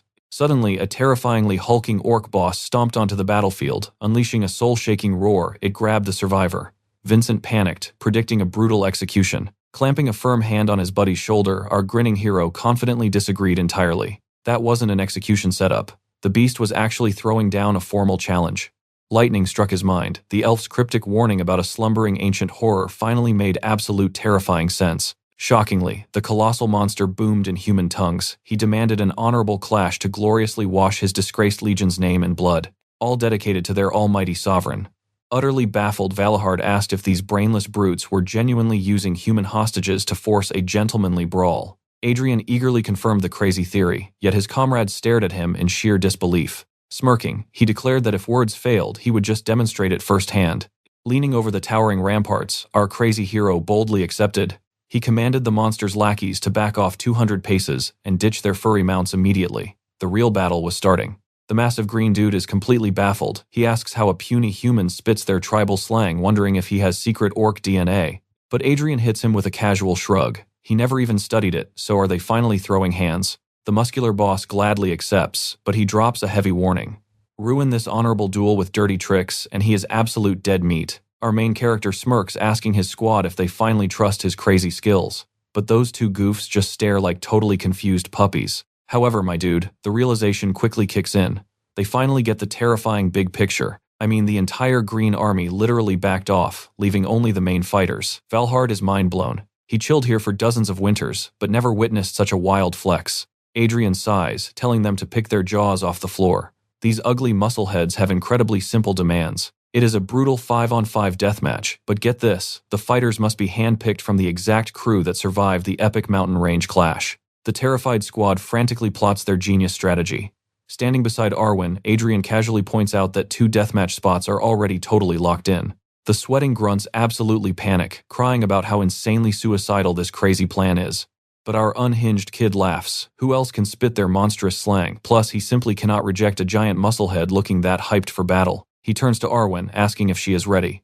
Without skipping a single beat, our fierce magic queen confidently declares she is totally in. Minutes later, a flabbergasted Valhard begs to know his secret language tutor. The old man spent his entire life thinking these green beasts just grunted and smashed stuff.